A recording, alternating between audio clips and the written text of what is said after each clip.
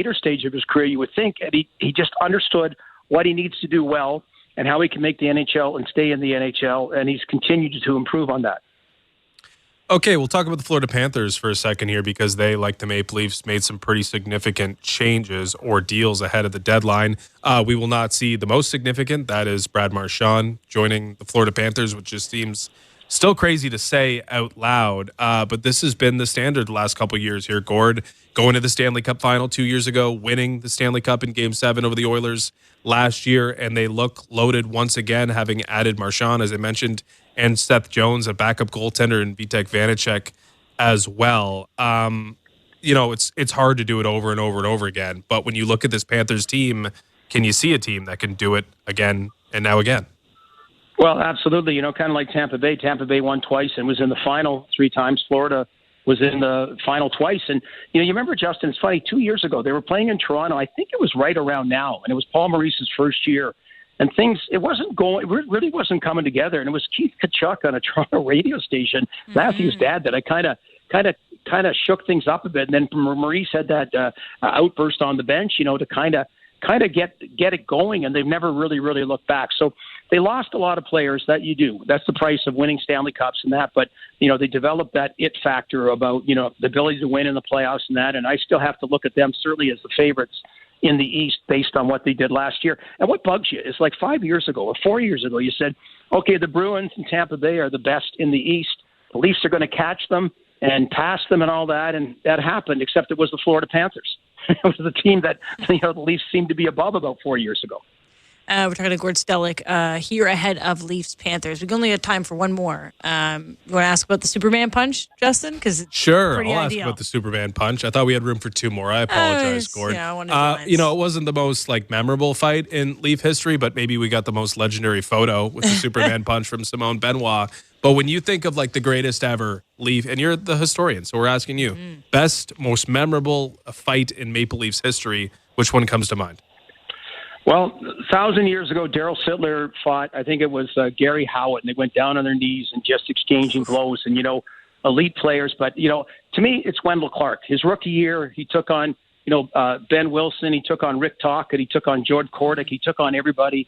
Later on, taking on maybe Marty McSorley in the playoffs after he hit Doug Gilmour. Because what I loved about Wendell was, he was kind of an unassuming looking guy, but as Mike Murphy, who was a coach and assistant coach, said, Wendell came at you with the fastest 5 seconds of anybody. Like the first 5 seconds, he came at you harder than any other player in the NHL. So, those are my kind of memories. And I know, and I'm smiling and loving it as I'm telling you, but then I feel guilty because when our son Justin years ago, I don't know, he was about 12, and there was a line brawl, I felt really sick to my stomach, right? Times change in that. But that's what I remembered the fondest. I love that. We will be Googling that and watching it during the intermission, Gord. Appreciate your time. It was great to chat, Gordo. Appreciate it. And we'll catch up soon. Thanks so much. Sounds good. Take care, Alice. Enjoy the game. That's Gord Stellick ahead of Panthers Leafs. You're going to be Googling Gord's son's fight? No, is that what you said? The other one he was talking about. The Wendell Clark fight? Yeah, I want to see them. Okay. That'll be. I thought you were talking about his son. I'm going to look at Gord Stellick's son's fight. I don't know if you're going to find that on YouTube. I bet you can find anything on YouTube. Anywho, that was pretty crazy, though. This Simone Bennett flying punch. That photo is nails, but it's too bad he didn't really do too much, Yeah, GSP. If he knocked him out or actually won the fight, it would have been just connected. If you start a fight that way, Kevin Bieksa made the Superman punch viable, I think, true. On NHL ice, but GSP weighed in. It basically said, yeah, he telegraphed it. That's why it didn't land. I'm like, oh, okay, GSP. But it was a hell of a still photo. Very, That's very amazing. Cool. Good on him for trying. Good on him. I could never. All right. Want to do the lines for tonight? We don't.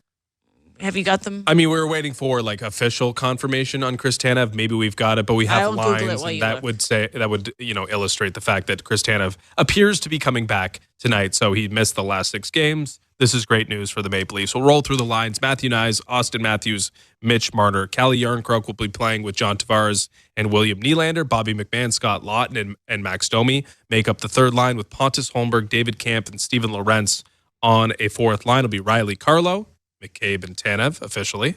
Giving me the thumbs up. I'm giving you a thumbs up. He is on the ice. And Simone Benoit playing with Oliver Ekman-Larsson. Of course, it'll be Anthony Stolars in net opposing Sergei Bobrovsky. Would you like to hear the Florida lines? I would, because, post-trade deadline, who's still there? Who's new? It doesn't look overly different. Carter Verhaeghe, top line with Alexander Barkov and Sam Reinhart. Samoskevich, don't like that name, saying it, like the player. Sam Bennett and Evan Rodriguez. You don't like saying that name. I get nervous. Luosterainen, Lundell, and Boquist is the third line. Greer, Sturm, Gadjevich. Nico Sturm is an addition ahead of the deadline. It'll be Forsling and Seth Jones. Mikula playing with Kulikov. Balinskis playing with Nate Schmidt. So they are missing, of course, Aaron Ekblad, suspended for the rest of the season, regular season, plus 2 playoff games for a positive PED sample, I suppose it would be called. So big news ahead of the deadline and around the deadline for the Panthers. Adding Marchand, who's not playing. Adding Seth Jones, who suddenly has a lot to deal with Aaron Ekblad unavailable for the next month or so. So what does it say if the Leafs fail to beat the Florida Panthers, who don't have Ekblad, Marchand, or Tkachuk in the lineup? I don't think it says two out of much. these 3 games. I don't think it says much. Interesting. I mean, these are games played in Still, this variance. is basically the Leafs' first round starting lineup. Like maybe Pacioretty, Robertson. The Leafs are the healthier team for sure. And you're gonna say that it doesn't say anything if you can't beat the depleted Florida Panthers without three of their most important teams? I don't like making too much out of 3 out of 82. I know they're important games. I know they should be considering these games of the utmost importance. But if they steamroll them, then it means the Leafs deserve. Let's to be just say first this: overall. you don't know what you're going to get from the Maple Leafs, and you don't know what really matters to the Florida Panthers, who are dealing with integrating a new player in Seth Jones, trying to get healthy, and figuring out how they're going to deal without Aaron Ekblad for the rest of the regular season. So one team might be more desperate in a situation like this, and I hope it's the Maple Leafs because they should be looking to seal up the division. And the Leafs are dogs tonight at home. Stadiums for the coziest holes in the wall. From house parties to porch hangs to pride celebrations. From your favorite fuzz shop to your local Indian spot. From noodle bars to sports bars to salsa bars. There's a Molson with your name on it. Canadian Ultra XL. Molson. Everyone in. Must be legal drinking age. At last, the Subaru winter is here. It's the perfect weather for the beach. Feel the sun's rays on the small amount of skin peeking out of your ski mask. Put on your beach puffer and hear the sound of the waves crashing over the chatter of your teeth. Get out there in winter like it's summer with standard symmetrical full-time all-wheel drive and advanced safety systems. Visit your local Subaru dealer today. Heard of Uline? You know, the have-it-all in-stock, ready-to-deliver shipping and industrial supply specialists. The company that does things for you that are unheard of, like keeping 41,000 items in stock in our own warehouses. With customer service reps on the line to get you what you need when you need it 24/7, 365 every time.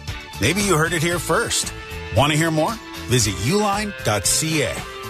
ULINE, your shipping and industrial supply specialists.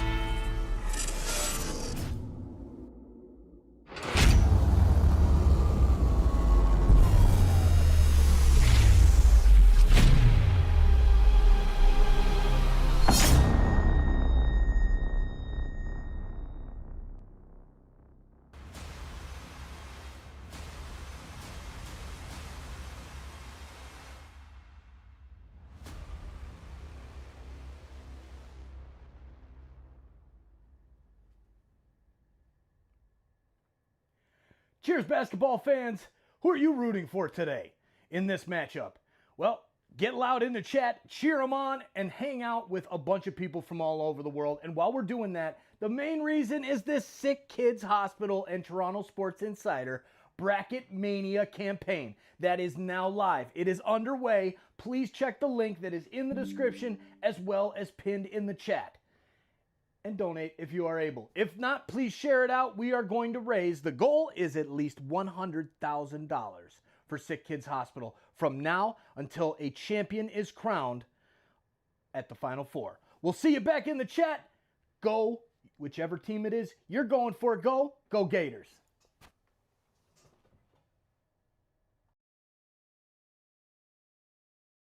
a.m. Eastern on NHL Network Radio, Sirius XM 91, and the Sirius XM app.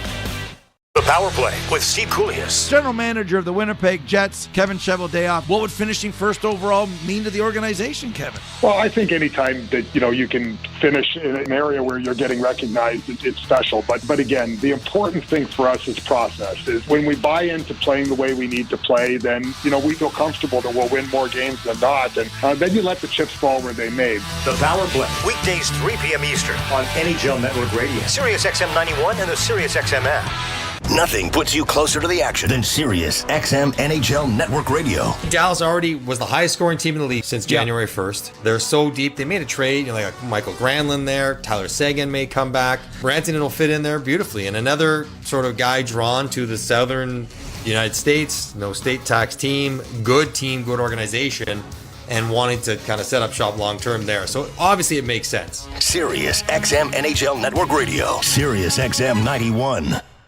The best player analysts and insiders live on NHL Network Radio. Mike Johnson. If you would have asked me, what's the one record that would never, ever, ever be broken? Was the 894 goals. Every single day he scores, that's sort of the lead story in the NHL. And yet here's Ovi about to do it, and he's going to push through 900 goals, and he could push to 1,000 if he wanted to. He played 3 more seasons. Get the latest opinion and analysis you need on the home of hockey, NHL Network Radio, Sirius XM 91, and the Sirius XM app. The biggest names in the game. Trying to get behind, wrist the line, and walks in, put it between his legs, shoots it, score! NHL play-by-play on Sirius XM. Join me, Gord Stellick, and Scott Laughlin as we recap the night that was on NHL Morning Skate, weekday mornings at 7 a.m. Eastern on NHL Network Radio, Sirius XM 91. The best hockey lives here. Burns gets it back, stick handles to the backhand, moves in front, score! NHL play-by-play on Sirius XM. This is Molson Leafs Hockey. On Sportsnet 590 The Fan and the Leafs Radio Network. There's a Molson with your name on it. Welcome back to Molson Leafs Hockey on Sportsnet 590 The Fan and the Maple Leafs Radio Network. Ailish Forfar and Justin Cuthbert. We've got your pregame and your intermissions as a Leafs host. The Florida Panthers tonight. One of 3 times they'll face off here until the end of the season. As we mentioned it in our pregame show, Panthers atop the Atlantic with 83 points in 65 games, with the Leafs 81 points in 64 games. This is a 4-point game in a sense. Yeah, it is. It definitely is. It's real close to like the perfect potential matchup at this sort of time of year. But we are missing some key players, at least from the Florida side, with Matthew Tkachuk and Brad Marchand not available. I wish. For the Florida Panthers. Also, Aaron Ekblad unavailable for all of these meetings against the Maple Leafs, as he is suspended for popping for PEDs, which was a bit of a surprise earlier this week. But yeah, these are important games. Winning the Atlantic Division could mean the difference between playing a team with Stanley Cup pedigree and one on the come-up. And I think if you're a team like the Maple Leafs who has not achieved much in terms of postseason success, you'd prefer the easier route or the latter. Take both. Yeah. The easier ladder route. Yeah. Okay, let's take a look at your key to victory, brought to you by your Ontario Honda dealers. Get home ice advantage on every drive with the new Civic Hybrid, proudly made in Ontario, available now at your Ontario Honda dealers. Yeah, I think it's creating meaningful offense because, as I mentioned, Aaron Ekblad is unavailable. Seth Jones is being integrated. Nico Mikkola is a good defenseman, but playing a lot of minutes. Gustav Forsling is a great defenseman, but playing a lot of minutes. I just think you need to put pressure on a defense core that is still trying to figure it out without Aaron Ekblad, still trying to figure it out with Seth Jones. So some meaningful offense, stringing together some shifts, being dangerous would behoove the Maple Leafs tonight. Oh, what a word. Is pretty good. Let's get to the player to watch, presented by Bet365. Whatever the moment, it's never ordinary at Bet365. Must be 19 plus, Ontario only. Play responsibly. Visit connexontario.ca. We behoove you to listen up here, folks, because Mitch Marner is my player to watch. It's his first game home since all the noise surrounding Mitch Marner maybe not wanting to trade. Well, clearly not wanting to trade, waive his no trade or no move clause. We know it. We've talked about it for a week straight. But he's on a 7-game point streak. It seems to not be affecting him at all since the Four Nations break. He's been red hot. And I like him to rise to the occasion tonight, and hopefully the crowd gives him a little love as well. So plus 230 for an anytime goal. He's minus 250 for a point, but you get some plus money value on 2 points, plus 190, or 3 points, plus 625. Leafs are dogs tonight as well, plus 120. So maybe you feel spicy and Marner leads the way to a victory. I don't know, just saying. I like that. Big night for Anthony Stolarz, who gets the start opposing Sergei Bobrovsky, who formed the tandem that won the Stanley Cup last year. So an opportunity here for Anthony Stolarz to step out of the shadow and beat his former running mate. All right. Can't wait. This is a big one. A playoff-like vibe tonight at Scotiabank Arena. Puck drop with Joe Bowen and Jim Ralph is next. You're listening to Molson Leafs Hockey on Sportsnet 590, The Fan, and the Maple Leafs Radio Network. It's soccer's most thrilling league. Only the Premier League can make you feel like this. And now every match is on the SiriusXM app. Can you believe it? From the title race. This is remarkable. Keeps this title charge on track, surely. To the relegation fight. The impossible may still be possible. Hear every English Premier League match on SiriusXM FC 157 and the SiriusXM app. Just search for your favorite club. NHL Morning Skate. Defending Stanley Cup champion, General Manager Bill Zito. You have to be cognizant of the chemistry when you go out and make a potential trade, don't you? We enjoy a little bit of a benefit now where the room is so strong that they can absorb a lot. We just want seamless guys who come in. Your leaders are Reinhart, Kachuk, Barkov, Bobrovsky. That part, it takes care of itself. NHL Morning Skate With Scott Laughlin and Gord Stellick. weekdays 7 a.m. Eastern On NHL Network Radio. SiriusXM 91 and the SiriusXM app.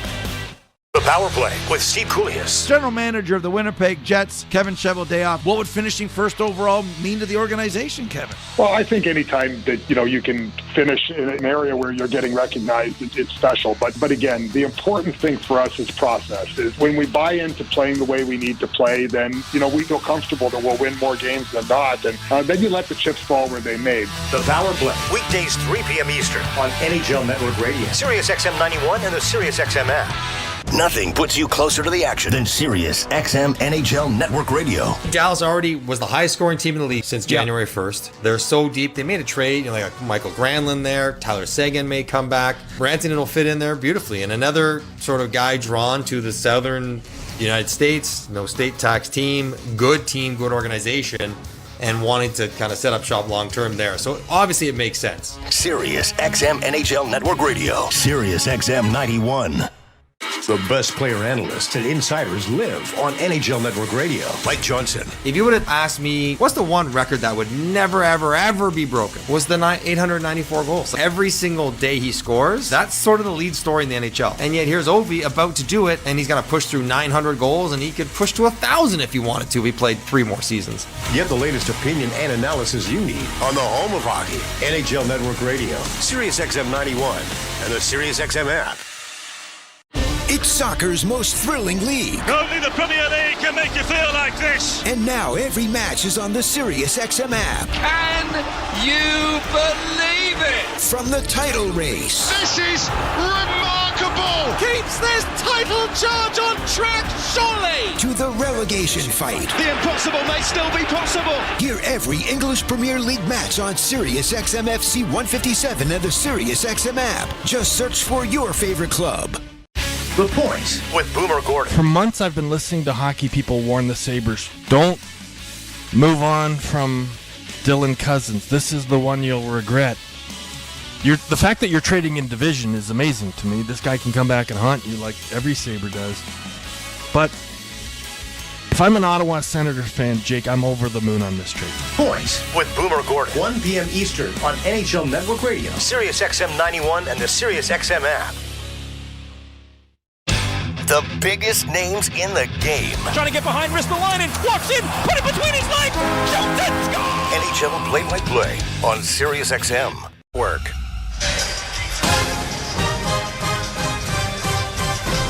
The Leafs and the Florida Panthers have 3 games left between themselves as we get into the final stages of the regular season. Hi, everyone. A big game tonight, and the starting goaltenders, the supervisors of the spring stations, Anthony Stolarz, the former Florida Panthers, 13-6-3, 2.33 and a 9.21 save percentage. Sergei Bobrovsky, 27, 14, and 2. 2.51 the goals against average. 9.07 the save percentage. Brought to you by Molson. Molson, everyone in. The Leafs to the right and the Florida Panthers to the left. We're ready to go, and the puck is dropped, and we're underway as it's cleared up on the right side. And a welcome back to Chris Tanev, who shoots the puck down into the Florida zone. Barkov banking it out at center. Tanev is able to take it away and gives it off to McCabe, who gets it back to Tanev in the near corner. Nice little pass to Matthews. Matthews now circles and plays it off the boards to Nyes, who will get it down into Florida territory. Matthews overskates the puck, and as he brings it in, it would have been an offside, but the Leaf player didn't touch the puck. He'll go to the bench, and the Panthers will take their opportunity to change. Lead pass then from Seth Jones. Sent down into the Leaf end. Brandon Carlo playing in his first game at home after the trade with the Boston Bruins. Kulikov shoots it into the zone. Out of the net, Stolars, and the Leafs get it ahead, but a turnover at the blue line sends it back in front of the goal, and it's tipped wide of the net by Carlo. Puck played high to center ice. This is going to go the length of the ice, and an icing call coming here. Well, I would say this is probably a bigger game for the Leafs than it is the Florida Panthers, simply because you're getting Florida. You don't have Brad Marchand in the lineup yet. Kachuk is out of the lineup. Hopefully back by the playoffs for the Florida Panthers, and Aaron Ekblad is out from now until the first two games of the playoffs. So if you want to be a contender, I think now's the time to show you can handle Florida. And yet, Florida Panthers, they have this aura about them, don't they? That they've been through more when it comes to adversity and anything else in their last two Stanley Cup trips or Stanley Cup final trips. Puck goes down into the Florida zone, and as far as the Leafs are concerned, Jimmy, trying to change the narrative. The narrative is still there. Can't win in the postseason. Can't win the big games. Well, this is as big a game as any, and a win here would help to maybe change the narrative just a bit. As it's played down into the Florida zone, and now a long lead pass has gone astray, and an icing call coming here. Interesting, it will be Simon Benoit and Oliver Ekman-Larsson as a defense tandem. It will be Brandon Carlo and Morgan Riley as a tandem, and of course, McCabe goes back to playing with, which is the shutdown unit Chris that Tanev, yep. Chris Brule likes. Draw sprung, but won by Florida. On the far side, Sam Bennett gets it out at center, and it's grabbed off there by the Leafs, who get it ahead for Nylander. He's in over the line. Willie pulls up, still with the puck, and gets it to the far side. They score! A one-timer from Johnny Torado, and Tavares opens the scoring 1-0 on the first shot on goal. Not sure if there's anything for the Florida Panthers to look at on this. Paul Maurice taking a lot of time on the Florida bench. But Willie Nylander pulls up down the left wing side on the boards, a little curl, and then finds John Tavares wide open to the left of Bobrovsky. But Joe, this is from a very sharp angle. It's about a foot, 2 feet off the a couple goal feet line. off the goal line to the left of Bobrovsky, and the Leafs score on the first shot of the game. So it is the Leafs who draw first blood in this one. Of course, in Colorado, they gave up a goal in the first minute of the game as well. Brought back down into Florida territory. Pontus Holmberg swinging it around the boards, but it will escape the zone. Riley has to go back to his own blue line. Brandon Carlo got it ahead, and it's deflected down into Florida territory. Punched around the boards to the far wing, and now Nico Sturm will get it out at center and in over the line. Back checking diligently there was Matthews. Got it freed up for Tanev, who gets it out on the wing, and Marner is out at center ice. It'll be shot in, and around the boards it goes to the far corner. Matthews unable to get to it. Marner against the boards to Nyes, back to the point. Tanev holds, played it into Nyes at the side of the goal, trying to jam it in on the short side, and that was stopped. It may have hit the goal post.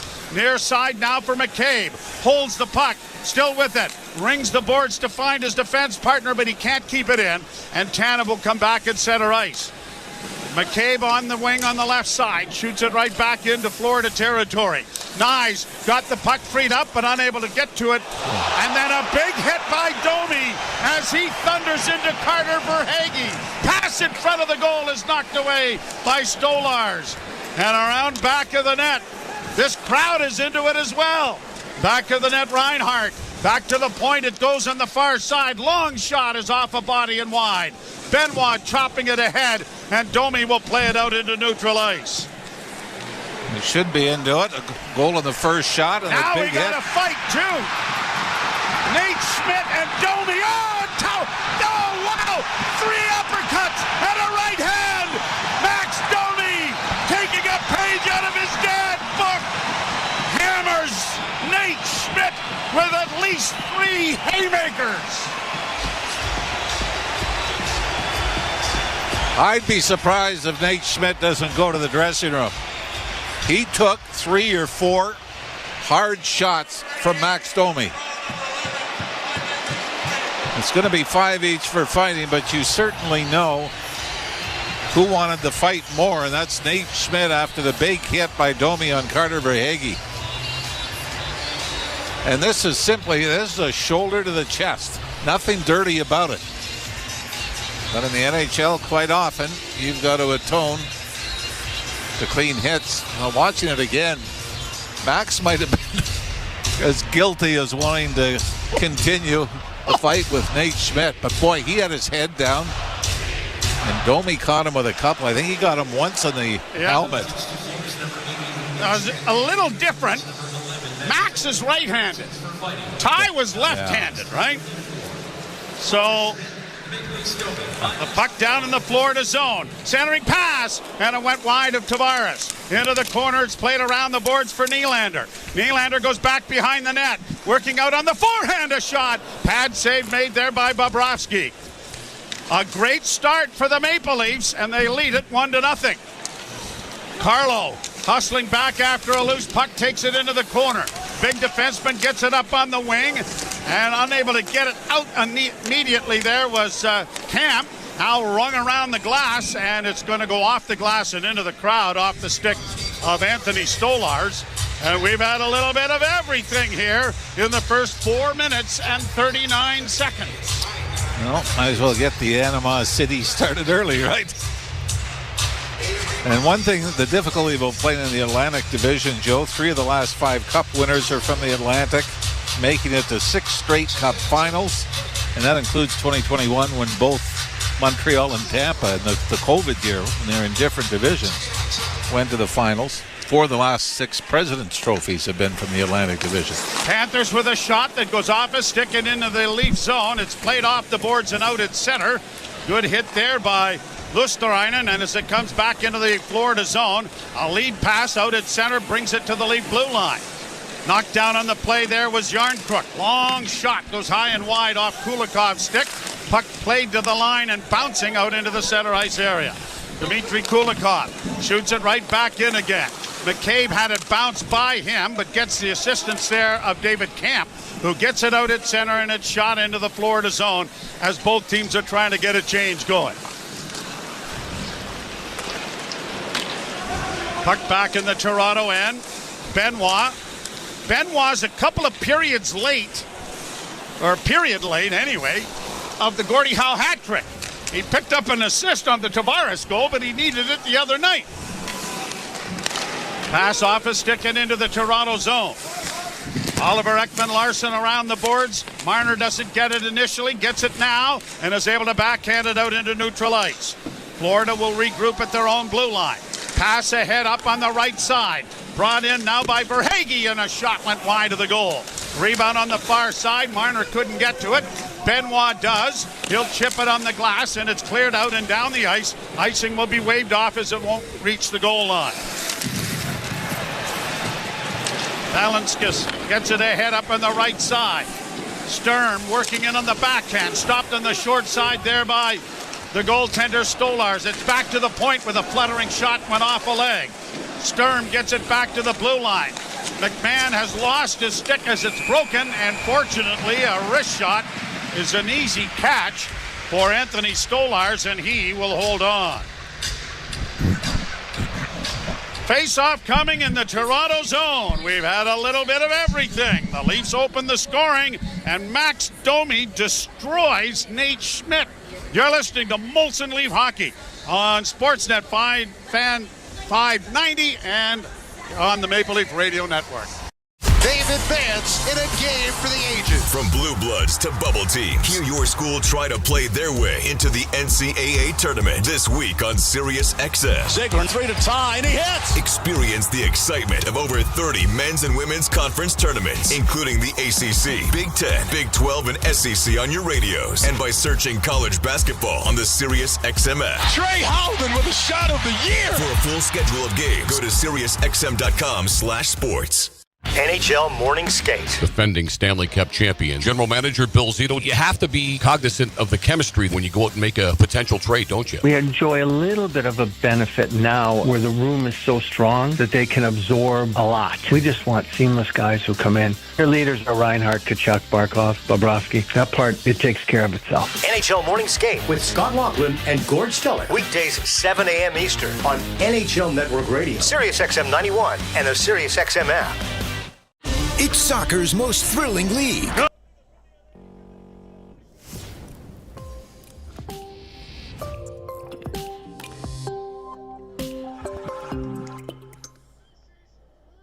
Go, Leafs, go! Go, Leafs, go! What's up, Leafs fans? How we doing this afternoon, this evening, tonight? I don't even know what time of the day it is. We have had so much basketball going on.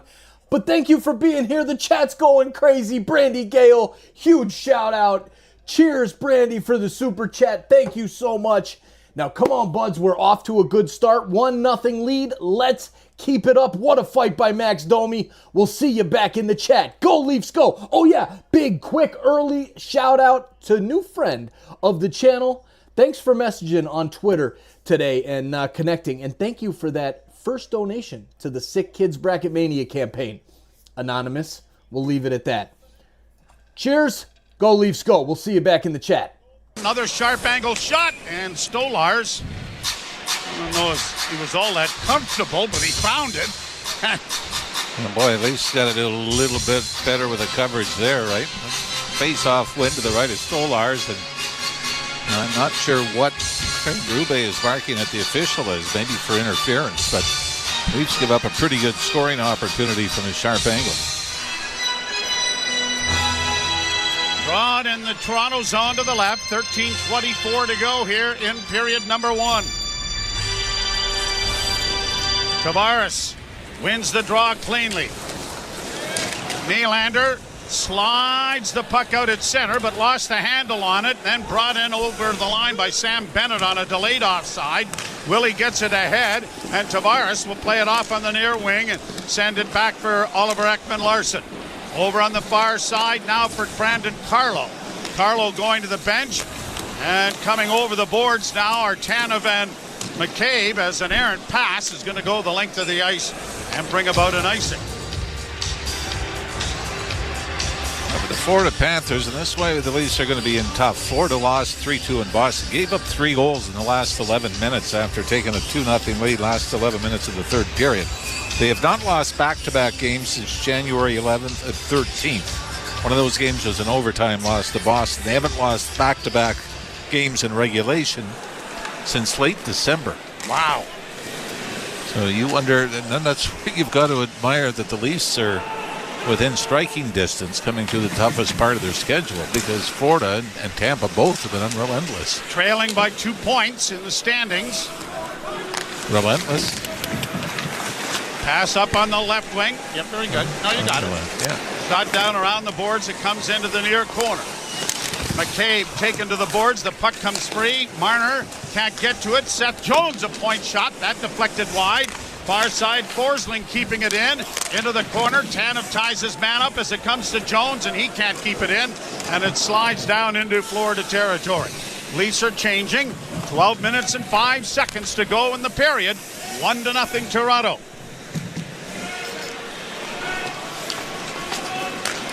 And Knuckles Domi is getting set to return after serving his 5-minute major. Here's Holmberg dropping it back and brought quickly by Brandon Carlo to center. Shot in off the body into the corner for David Camp. Now to Holmberg. Around the boards it'll go to Carlo. Far half wall, sends it back from whence it came. Holmberg couldn't contain it, and neither could Lorenz, and out come the Panthers to center ice. Played in over the line now by Boqvist. Played back of the net by Stolars, and the Leafs will break it out at center ice. They'll get to the red line and clip in, and a change of players coming as Pontus Holmberg taken heavily to the boards, but he knocks down 2 Florida Panthers while doing it, and this allows a loose puck to be played back to the point. Deflected by McMahon, but not contained, and cleared to center ice, and that'll force the Leafs back to regain. Marner around back of the net. Plays it into the far corner. Flip out. Too far for Bobby McMahon. Brought right back in again and shot in. Scotty Lawton out here on the forward line as it's played by the goaltender around on the near boards. McMahon couldn't get it up the wall to get it out. Lawton takes his man into the corner. Puck comes free and the Panthers work it back into the corner and back of the net. Oliver Ekman-Larsson will get it up on the wing, and Marner chops the puck out at center ice. Little mix and match on that forward line. Lawton with Marner and McMahon. Tavares line over the boards. Yarncrook joining Nylander. Florida back of their own goal. Brought out by Barkov. Barkov to center, got it in on the left wing. Reinhart sends it around the boards. It's going to be tipped to the line, but not out. Cleared back of the net for Tanev. Played off the boards to the wing. Backhand pass didn't work. Tanev coolly takes the puck behind the goal. Gets it ahead for Willie, who doesn't get it out again. Long shot deflects down into the corner. Tanev's going to try the other side. It'll come up on the wing for Tavares, and he will get it out at center ice. Nylander in pursuit, but the puck is knocked back out into center ice territory. Barkov shoots it in and then sends it back into his own zone as they'll go to the bench and change. 9.5 minutes to go in the first. 1-0 Toronto.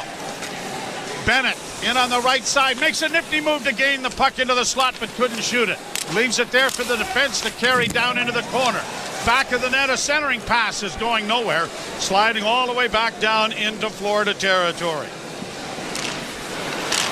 Chipped to the Leaf blue line and then shot in. Round on the boards for Carlo. Brandon Carlo tipped it to Marner. Marner chips it ahead for Matthews. Tried to play it ahead for Nyes. That didn't work. Leafs have it in their own zone, and off the stick it goes to Nyes. He'll regroup it with the defense. And on the left wing now, it's Riley waiting for the rest of his forward mates to change. Riley backpedals into his own zone. A long right wing pass off the stick of Lorenz. The puck goes back of the net. Steven Lorenz trying to chip it in front. Pontus Holmberg comes out of the scrum, back to the point, but it was out of the reach, and it slides all the way back to Anthony Stolars, who coolly plays it behind the net, and Benoit being chased there by Anton Lundell almost was tripped, but the Leafs will get it free, and then Lorenz sends it just into Florida territory. Lorenz able to block pass, and now trying to come up with it is Camp. Centering pass, and the shot went just wide. Set up very nicely there by Camp, and McMahon missed the net, and now goalie interference penalty. I think the Leafs might be going to the box here. Bobrovsky was down, and I think David Camp might be the guilty party that'll be going to the box for this. He seems to be the one more confused than anybody else on the ice, and he's headed that way. So Florida gets the first power play opportunity of the game. You're listening to Molson Leaf Hockey on Sportsnet 590 The Fan and the Maple Leafs Radio Network. The Subaru winter has arrived. The crisp air and negative temperatures mean one thing: camping. Emerge from your icy tent and bask in 4 to 6 hours of sunlight. Enjoy the unmistakable smell of campfire through the glacial wind pummeling your face. Relax by the water, taking in the soothing sounds of thick ice cracking and popping.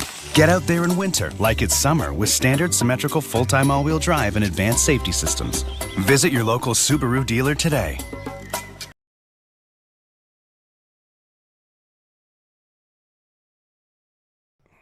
Go, Leafs, go! Go, Leafs, go! Go, Leafs, go! I can't hear you. I can't see it. Let's go. Spam up that chat. Go, Leafs, go. We need to cheer our buds on and get them fired up. Thank you for hitting that like button and spamming up that chat. Go, Leafs, go. Now let's get back to the hockey. Insiders, thank you for keeping it classy and having a good time. Every single Toronto Maple Leafs game and every single Toronto sports game live. Hanging out together right here on Toronto Sports Insider. Let's get back to the hockey and have some fun in the chat. It's our most powerful and fuel-efficient Civic ever. Plus, with an estimated range of over 800 kilometers and available features like a Bose premium sound system, your crew will love it too. Huh, maybe it should be called the Civic 2.0. Redefine your drive with the 2025 Civic Hybrid. Visit your Ontario Honda dealer and test drive yours today. You're listening to Toronto Maple Leafs hockey. He scores! 5-hole goal! On Sportsnet 590 The Fan and the Leafs Radio Network. Penalty kill brought to you by your Ontario Honda dealers. Get home ice advantage on every drive with the new Civic Hybrid. Proudly made in Ontario. Available now at your Ontario Honda dealers. Face off to the right of Stolar. Yeah, kind of a careless penalty by David Camp. Went in behind Bobrovsky and tried to squeeze past him on the near post. Played around the boards by Reinhart. Florida keeping the puck alive, but then the pass comes out over the line and Seth Jones could not keep it in. First period brought to you by Bet365. Whatever the moment, it's never ordinary at Bet365. Must be 19 plus. Ontario only. Play responsibly. Visit connexontario.ca. Yep. Florida Panthers power play, 12th overall in the NHL. They're 4 for 12 in their last 4 games. That's including the power play goal against the Boston Bruins a couple of nights ago. Leaf penalty kill is currently 16th in the league. Brought by Seth Jones. Shoots the puck in around back of the net. Stolar's got a piece of it. Got it ahead for Marner. And Matthews is able to help him out and chop it the rest of the way down the ice. Forwards to the bench. Defense tandem. A wholesale change for the Maple Leafs. Kicked out at center ice and brought on by Reinhart. Shot in around the boards to the far side. Puck is pushed in along the boards and chalked to the line, but not out.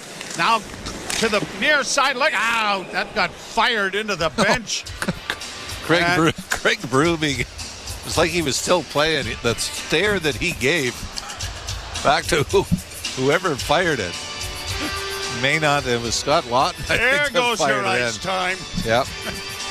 Well, you know, we might use you on the penalty kill, but you ain't playing on the power play. No, yeah, that just took some time away. Face off to the right of Stolar's in the Leaf zone. Minute 16 in the power play. Leafs lead 1-0. Jones walks to the middle of the ice and got a shot away. It was blocked. And just getting enough of that was Scott Lawton to send it out and down the ice. Lawton, the Oakville native, playing in front of his family and friends in a Leaf uniform for the first time as they come back from the road trip. Sent down into the Toronto zone. Intercepted by the Leafs, but not out. To the near side now for Samanskevich. It comes back to the point to Jones. Far side for Sam Bennett. Bennett's pass comes back to the blue line. Barkov is able to keep it in. Into the near boards for Bennett. Far side it goes for Samanskevich. It goes into the corner. They get it back to the point again, and Jones has it to the near side. Barkov shooting. Stopped by Stolar's, but he couldn't control the rebound. Never mind. Mr. Dependable Christopher Tanev sends it out and down the ice.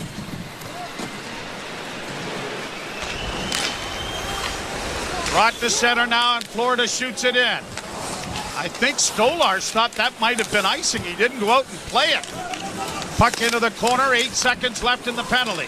Cleared to the line, but not out. Rodriguez to the left side, a shot. That went off a body. Matthews clearing it off the boards, and it goes off a body. Or did it? No, they're saying that it went directly into the Leaf bench. Actually, it might have even gone off Nate Schmidt. That's what I thought, yeah. And the faceoff will come outside the line if it did go off him. And now they have adjudicated that, I think. No, they're taking it back down into the zone. I think Schmidt was inside the blue line, so technically a pretty good play. Penalty expires. 1-0 Toronto with 6:04 to play in the first. Tavares lost the draw. Kept in on a bouncing puck, goes around back of the Leaf goal. Played onto the wing. Nylander got it ahead. Domi, after that fight, gets it out at center and sends it down into the floor to end. Tavares after it. Domi with another good run at Mikkola. And now it is played to the line and out. Brought on by Nico Sturm. Sturm in on the left wing. Good play by Oliver Ekman-Larsson to take his man into the corner. Domi throws another body check. Boy, somebody has gotten something into his Cheerios this morning. He's a miserable SOB. Played up on the wing. And the Leafs get it again on the near side. And a long lead pass. Morgan Rielly just icing the puck. And it'll be brought back into the Toronto zone. Maybe just because we all do it, you get on YouTube and you go down these rabbit holes, maybe just start watching his dad do his career. Saying, wow. My dad. He had the same name on the back of his jersey. My dad seemed a little mean. Yes, he did. Nasty, nasty. Well, that was as one-sided a fight as we've seen this year. And I'm surprised, unless a lot of those punches didn't land as hard as they looked. But I was surprised to see Nate Schmidt come back. Domi on the near boards, couldn't get it out. Hit from behind there by Verhaeghe, and out at center ice it goes. And now it'll be shot right back into the Toronto end. Rielly against the boards, couldn't tip it. Reinhart comes out from behind the goal. It comes back to the left point, and a shot. Stolars makes a big save there off of Balinskis. It comes around the boards into the near corner. Florida getting it back into the slot area. Shots are 7-5 in favor of the Panthers, and a shot there goes off his skate and wide.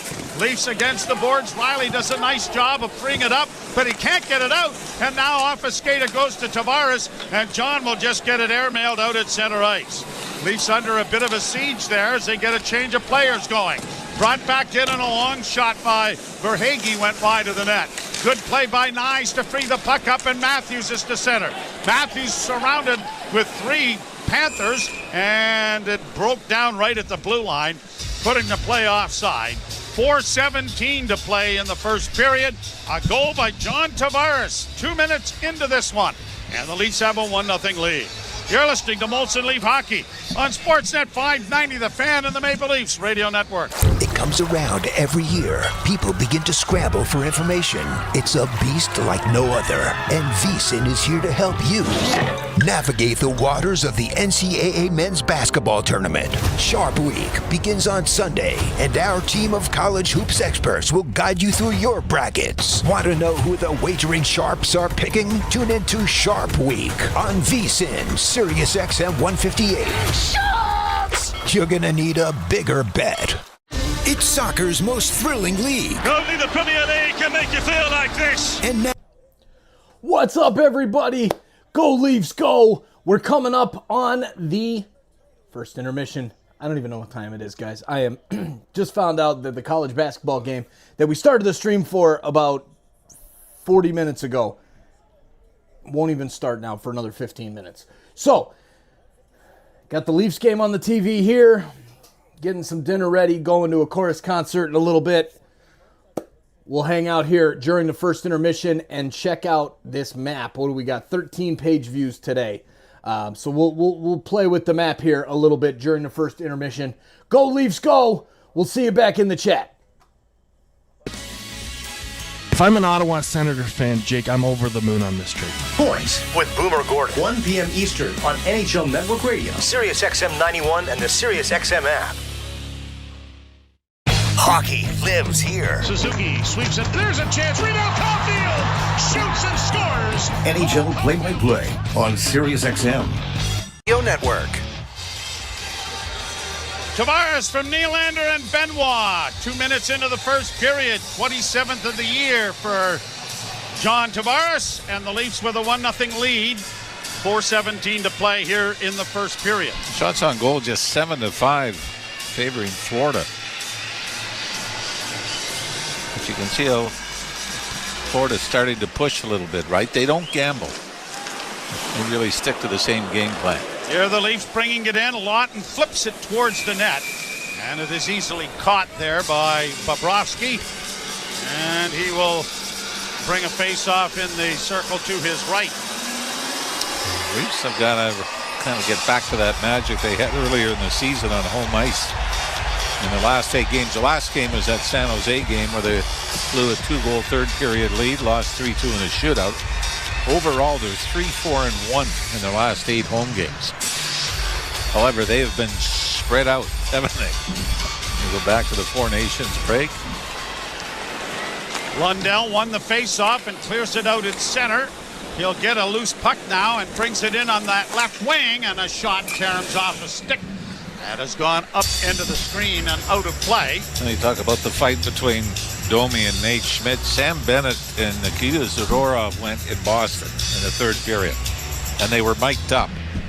And Zadorov kept saying, "Give me one, give me one." And finally Bennett said, "No, you're 8 feet tall." At which point he gave him one. So you give Sam Bennett credit. He went despite the height advantage. Draw one. Jones with a shot, and Stolarz takes that chest high and holds on. You know, wouldn't it have been interesting to have Joe Frazier and Muhammad Ali mic'd up while they were pounding away at each other? Did they break the equipment, those two guys? Well, I mean, Ali was nonstop, right? Yeah, oh no. Chatting it up. Yeah, it would have been an interesting conversation to hear. And against the boards, down in the lead zone, Tanev ties his man up. The Leafs are able to punch it free, and Marner starts away at center, playing it in on the right wing. He'll go in after it there with Forsling. Forsling able to play it away, and out come the Panthers out at center ice. Working against Tanev as it's sent into the Toronto end. Knocked down out of the air by Stolarz, but the Leafs don't come up with it cleanly, but doesn't matter. It goes off a stick and out of play. 3:22 left to play, first period. Leafs won, Florida no score. And really, there's only been 2 events, right? The goal and the fight. It's kind of been a very, from Florida's standpoint, the way they play, especially on the road, just keep it close, just keep grinding away, and have the belief that you're going to get an opportunity to make the most of it. Yeah, the period was over a 2-minute span. The Leafs scored in 2 minutes, and the fight was at 3 minutes and 54 seconds. Yeah. Florida's had the edge in offensive zone time, but nothing clear-cut on Stolarz. Long shot goes well wide of the goal. Yarncrook got it back to the net. Here's Benoit slowly with a long lead pass, and it springs his man in over the line. Yarncrook couldn't shoot it. Works on the boards and drops it off at the blue line. Oliver Ekman-Larsson just tipped it into the zone, but the Panthers have sent it high, and that caroms are now a 2-on-1 break. Here's a loose puck into the slot area. Pad save. Big rebound. Still free in front of the goal. They're looking around for it. Stolarz is trying to find it. It is second and goal from the one. And no, finally a whistle. They didn't get it over the goal line. And a face-off coming in the Toronto zone. Almost like a glitch in the video game, wasn't it? Puck was under a mask. This all starts, Oliver Ekman-Larsson pinches down the right wing boards. The puck pops up. It's an odd man rush into the Leaf zone, but everything's half blocked, right? Slows it down, but it seems to keep making its way to the goal. And Leafs are getting a penalty out of it all. Actually, what I thought was going to happen was the Philadelphia Eagles tush push, but somehow out of that, Oliver Ekman-Larsson is the one that gets the roughing penalty. And this is when he gets up and throws a punch at Samoskevich. Samoskevich still got a slash back for free. I mean, that wasn't a vicious slash, wasn't a vicious punch either, but I think that's what Craig Berube is asking. Penalty kill brought to you by your Ontario Honda dealers. Get home ice advantage on every drive with the new Civic Hybrid. Proudly made in Ontario. Available now at your Ontario Honda dealer, and it is shot down the ice by the Leafs. Roughing penalty to Oliver Ekman-Larsson. Second power play opportunity for Florida. Reinhart in over the line. Broken up on the boards. Marner slashes at it, got it out into neutral ice. Quickly brought back in by Barkov. Left wing side for Reinhart. Back to the point to Jones. Into the corner for Reinhart. Centering pass. Jam play on the short side and they score. Bennett crashing the net. Got the loose puck off the save made by Anthony Stolarz. And the power play has tied the game at 1. Well, 2 senseless penalties that the Leafs take here in the opening period. The second one is the one that's going to cost them. As Sam Bennett danced around Jake McCabe to get position in the front of the net, and he just picks up a rebound from about a foot in front of the goal line and slams it in. His 25th or 21st. No, 21st. Can't read my own writing. 21st. 20 goals last year. A couple of years ago, he had a season high 28 goals in 21-22. So the third time Bennett has hit the 20-goal mark. And that's one better than he had a year ago. But the Leafs can't be taking those penalties, Joe. I mean, they're senseless. I don't know if Ekman-Larsson was maybe a little upset that he was the one that got caught on the odd man rush. Draw won by the Leafs. Lawton played off the boards and down into Florida territory, but it's going to be an icing call, and it'll come back, and there'll be a face-off in the Toronto zone with 2:03 to play in the first period. And maybe, what was it, Steven Lorentz had the opportunity?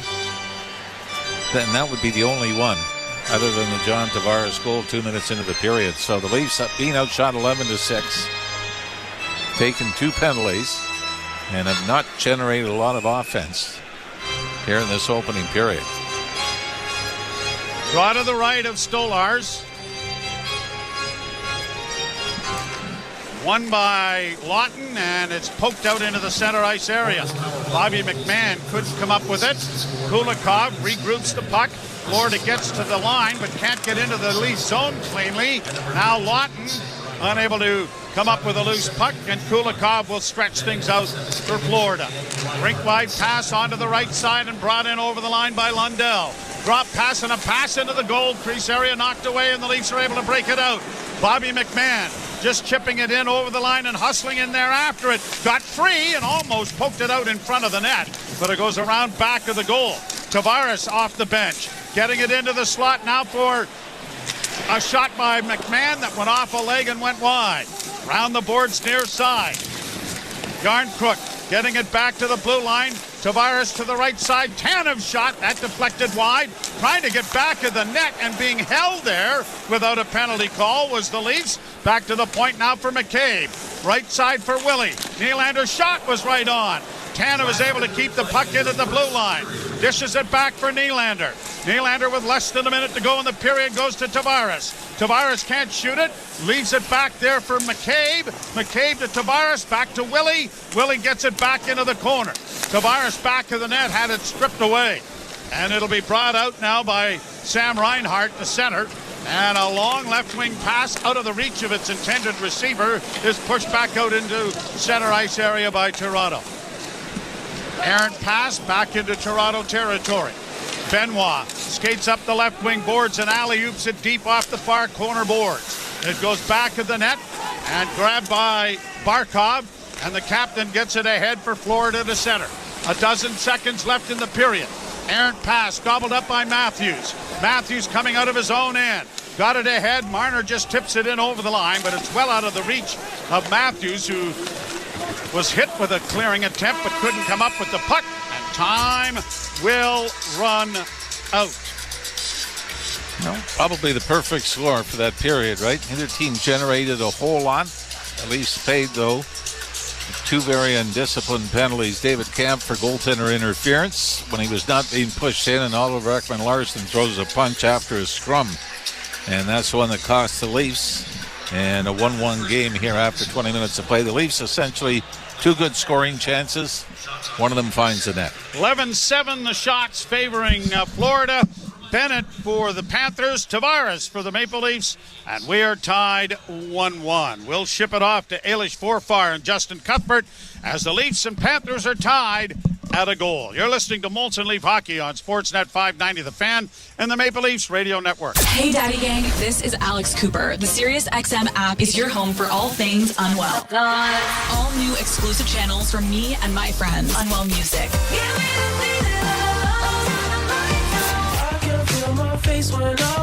The latest episodes of your favorite podcasts. Amy Schumer, Monica Lewinsky, Nicole Richie and Paris Hilton, Winnie Harlow, welcome back. Hello, poor daddy. And more live, unfiltered conversations for the girls. We're gonna believe this. Who was it? Why? Just search Unwell in the SiriusXM app. NHL Morning Skate. Defending Stanley Cup champion, General Manager Bill Zito. You have to be cognizant of the chemistry when you go out and make a potential trade, don't you? We enjoy a little bit of a benefit now where the room is so strong that they can absorb a lot. We just want seamless guys who come in. Their leaders are Reinhart, Kachuk, Barkov, Bobrovsky. That part, it takes care of itself. NHL Morning Skate with Scott Laughlin and Gord Stellick. Weekdays 7 a.m. Eastern on NHL Network Radio. Sirius XM 91. What's up, insiders? Cheers to the end of the first period, 1-1. That's all right. We'll get that lead back. It was nice when we had it, but just letting Florida back into the game so we can get another fight going. Max Domi, what a fight! God, man, it's playoff hockey tonight at Scotiabank Arena, ladies and gentlemen. The Panthers and the Leafs. Get ready. We're going to be seeing the Panthers and the Leafs again. We just got somebody from Denmark in the house. All right, we've got 26 page views today during the game. And there I go, clicking the map behind my head when that's not the map I should be clicking. All right, let us know in the chat where you're watching from as well. Let us know by clicking that link that I just put out in the chat a minute ago, and I will pin right now. And as soon as you click that link, it'll pop up over here on the map behind me and say, we have a new viewer from there's London in the house. London, England, right after Denmark. Love it. Absolutely awesome. A couple people in Denmark, a couple different people coming through. There's New York, United States, as well as London, Ontario, Canada. There's Richard from Elliott Lake. I love it. Don Perico, what's up, Don? How you doing, my man? Good to see you. All right, look at this. Czech Republic in the house. There's Czech Republic. We should scroll this down a little bit. Yeah, there's Czech Republic in the house. There's Sweden coming in again. All right, I got to zoom out. I know you're Swedish. TSI Allison is Swedish, and I think she wants everyone to know. She's over here getting all princessed up next to me and getting ready for the chorus concert, ladies and gentlemen. That we're late to. You're late. No. Oh, yeah. No. Hey, there's Hagersville, Canada, and Quispamisis. Where the heck is that? I don't even know. Yeah, kind of. There we go. Let's get this map in on Canada. So we got some more over in England hanging out with us. Must have been watching the SOP Soccer live today. Manchester United gets the victory over Real Sociedad in the Europa League. They live to fight another day. That I messed up. Yes. TSI Allison messed up and made the description for it, and I wasn't going to do the game, and then True wanted to do it, and here we are. So, True, if that's you over there in England, thank you for sharing this out to your friends, and let's take a look over here at England as people are popping in. And if it's not, thanks for whoever is hanging out with us from England. All right, the intermission is coming back up. I will mess around with the map and watch where everybody comes in from. Thank you to the 46 people. There's another one in the United States coming in. And go to the chorus concert. And help TSI Allison get out the door with a couple children to the chorus concert while I watch the Leafs and the Panthers to get ready for the playoffs. Because I've been working so hard with this Bracket Mania campaign, which we got our first donation to the Bracket Mania campaign today. Thank you so much to Anonymous. Cheers to that. The link is pinned in the description. Click out of the chat. Make sure that like button has been hit. Share this link out to your friends. Go check out our new website. We've got all kinds of stuff going on. Go donate some money to SickKids Hospital while you're at it with the Bracket Mania campaign. Go hang out And in get the ready other to one. do our brackets. Get ready to do the brackets. We're going to be doing a bracket pool. Probably should sign up for that tonight. Maybe tomorrow we'll sign up for that. But we're going to be doing a bracket pool where we just have a group of everyone in the world making NCAA March Madness brackets. If you've never done it, watch. Me not being a basketball, hockey, nothing fan, I love March Madness. Yes, TSI Allison loves March Madness, and she will help you fill out a bracket. As maybe I'll get her to do a cameo in the episode that we do right after Selection Sunday. But let's get back to the hockey. That's why we're here. Thank you for joining us tonight here on TSI. And I keep trying to click the wrong map. And all over the world, Duncan, Timmins, Canada, in the house, Ottawa. I love it. Thank you all for hanging out with us today and tonight, this afternoon, middle of the night over in Europe, wherever you are. Cheers. Go Leafs, go. Let's get the win tonight. We'll see you in the second period. Like that's when you look at that, that's what you want. That's what you would imagine. That's what the mic didn't pick that up, but TSI Allison said, no, you won't, because you'll be at a chorus concert. Yes. She has this thing that she thinks I'm going to go to the chorus concert. I'm going to start a poll. Yeah, start a poll. Should he go to his number 2 child's chorus concert? Should I go to my child's chorus concert, or should I hang out here and watch the Leafs game and manage all of the things that we have going on? The stream will still be on, whether he goes or not. That's true. That is accurate. Yeah. All right, here we go. We're putting the poll up. Get back to the hockey. Last year. Okay, so we might be how forgetting about this one. season, I meant?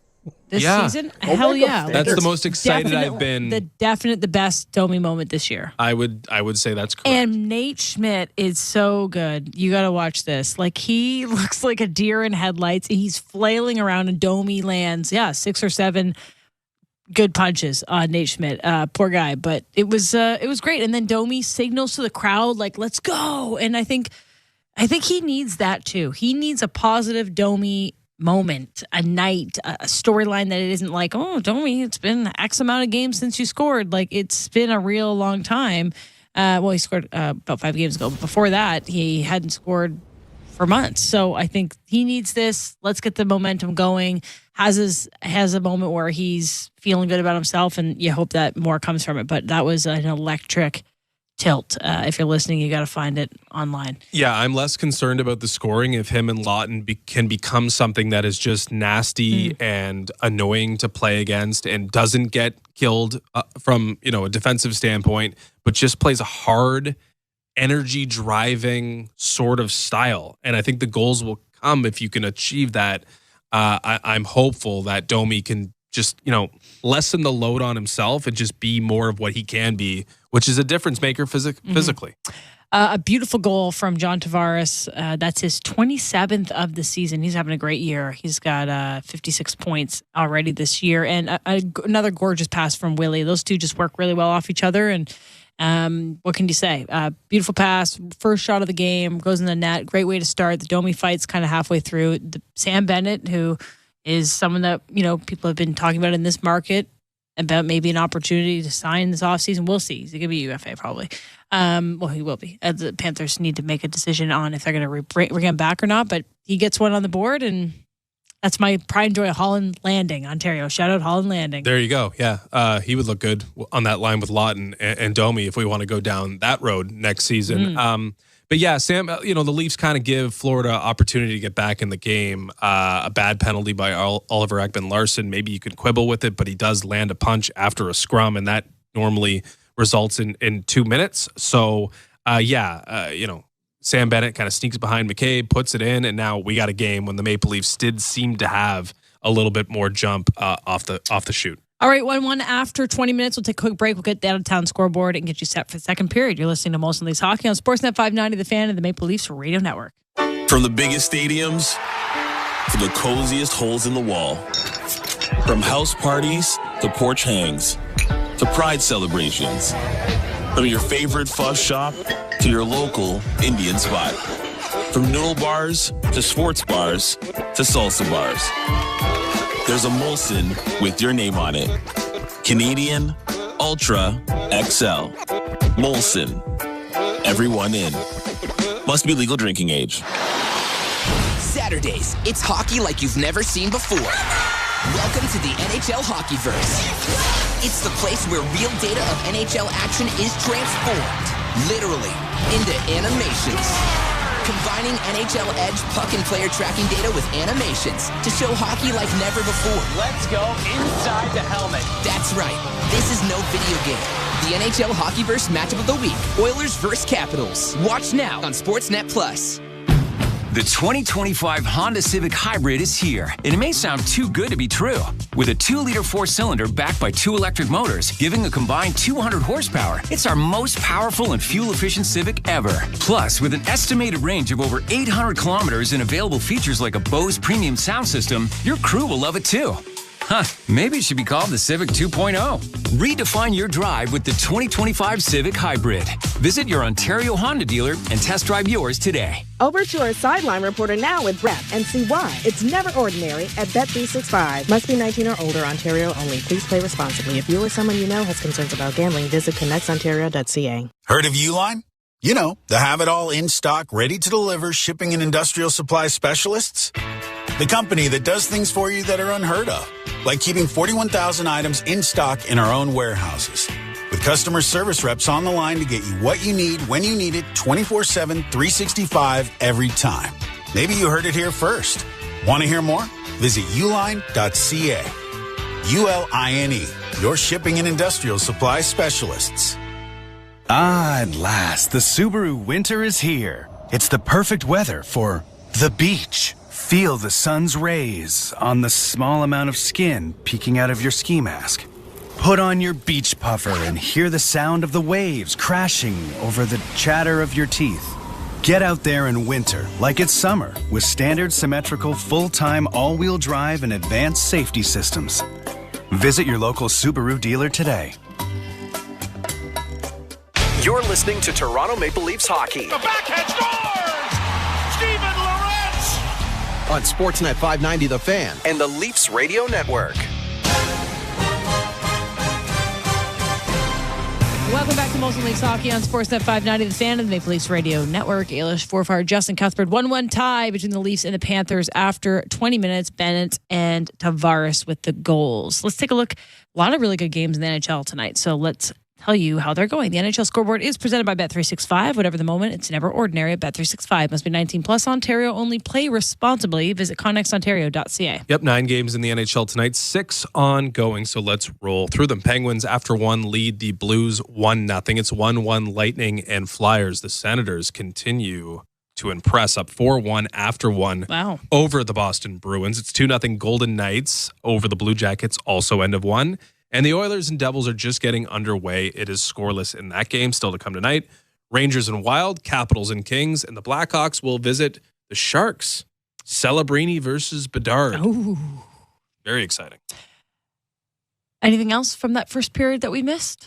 Well, I just think the Sam Bennett thing is interesting, right? Yeah. Because, he is an unrestricted or pending unrestricted free agent. As you mentioned, so is Mitch Marner. They are both represented by the same guy, Darren Ferris. Now, do the same tactics apply to all the clients of Darren Ferris, where it's like, hey, you got to go to unrestricted free agency so far? I guess it does apply to both, but these are two completely different situations. You got a lot of winning happening in Florida, Stanley Cup rings. The tax thing is a big issue, or a big benefit, I guess, to the Florida Panthers. And then you got the big market. You got all the leverage in the world. You got all the microphones and media and all that, but you have the absence of winning with Mitch Marner, who is a better player than Sam Bennett.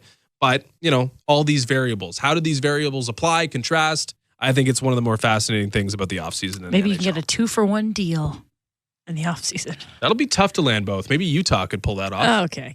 All right, Jim Ralph and Joe Bowen will have the call of the second period next. You're listening to Molson Leafs Hockey on Sportsnet 590 The Fan and the Maple Leafs Radio Network. Mad Dog Sports Radio gets you set for the NCAA tournament with our annual Selection Sunday show. Join me, Christopher Russo, Steve Torrey, Sunday from 5 to 9 Eastern as we get you set for this year's big dance. We'll tell you who's in and who's out. Visit with some of the top head coaches, chat with the selection committee chairman, and give you a chance to share your reactions and opinions. It's the Mad Dog Sports Radio Tournament Selection Show. It's this Sunday, 5 to 9 Eastern on Mad Dog Sports Radio, Sirius XM 82, or on the Sirius XM app. NHL Morning Skate. Defending Stanley Cup champion, General Manager Bill Zito, you have to be cognizant of the chemistry when you go out and make a potential trade, don't you? We enjoy a little bit of a benefit now where the room is so strong that they can absorb a lot. We just want seamless guys who come in. Your leaders are Reinhart, Kachuk, Barkov, Bobrovsky. That part, it takes care of itself. NHL Morning Skate with Scott Laughlin and Gord Stellick. What's up, insiders? All right, I guess I'm gonna have to close this poll here, but man, I guess we're gonna have to get the chant going for this second period. Come on, insiders! I'm gonna need you to be loud. Cheers! I've got to go to the chorus concert. Thank you for the priorities are straight in this community, and I love that. I absolutely love that. I got to end the poll now. 63% say go to the kids' chorus concert, so here I go. TSI Allison wins again. Joffrey, great to see you, my man. Danny Dansoy in the Philippines. Good to see you, buddy. There's Rav61. Peace, Rav61. The ladies voted twice, Steph. There you go. I bet you're onto something there. They're like, oh yeah, go find the kid's phone somewhere and go vote. Vote for the kid. Vote for the women. I get it. There you go. We'll see you guys.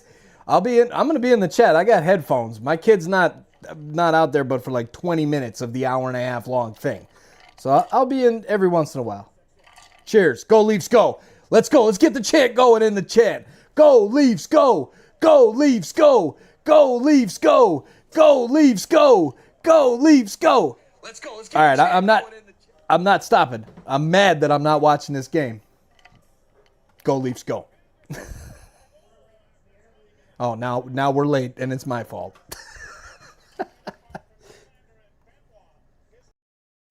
And then a power play goal from Sam Bennett, and that came with his 21st of the year. Reinhart drawing an assist at 17:53, as well as Samoskevich. Well, our love affair with Sam Bennett is over. That's it? You've had enough of him? We gave him 2 weeks. 2 weeks, that's it? And he and Brad Marchand? Yep. No. They're back to normal now. Yep, the world. Miserable people.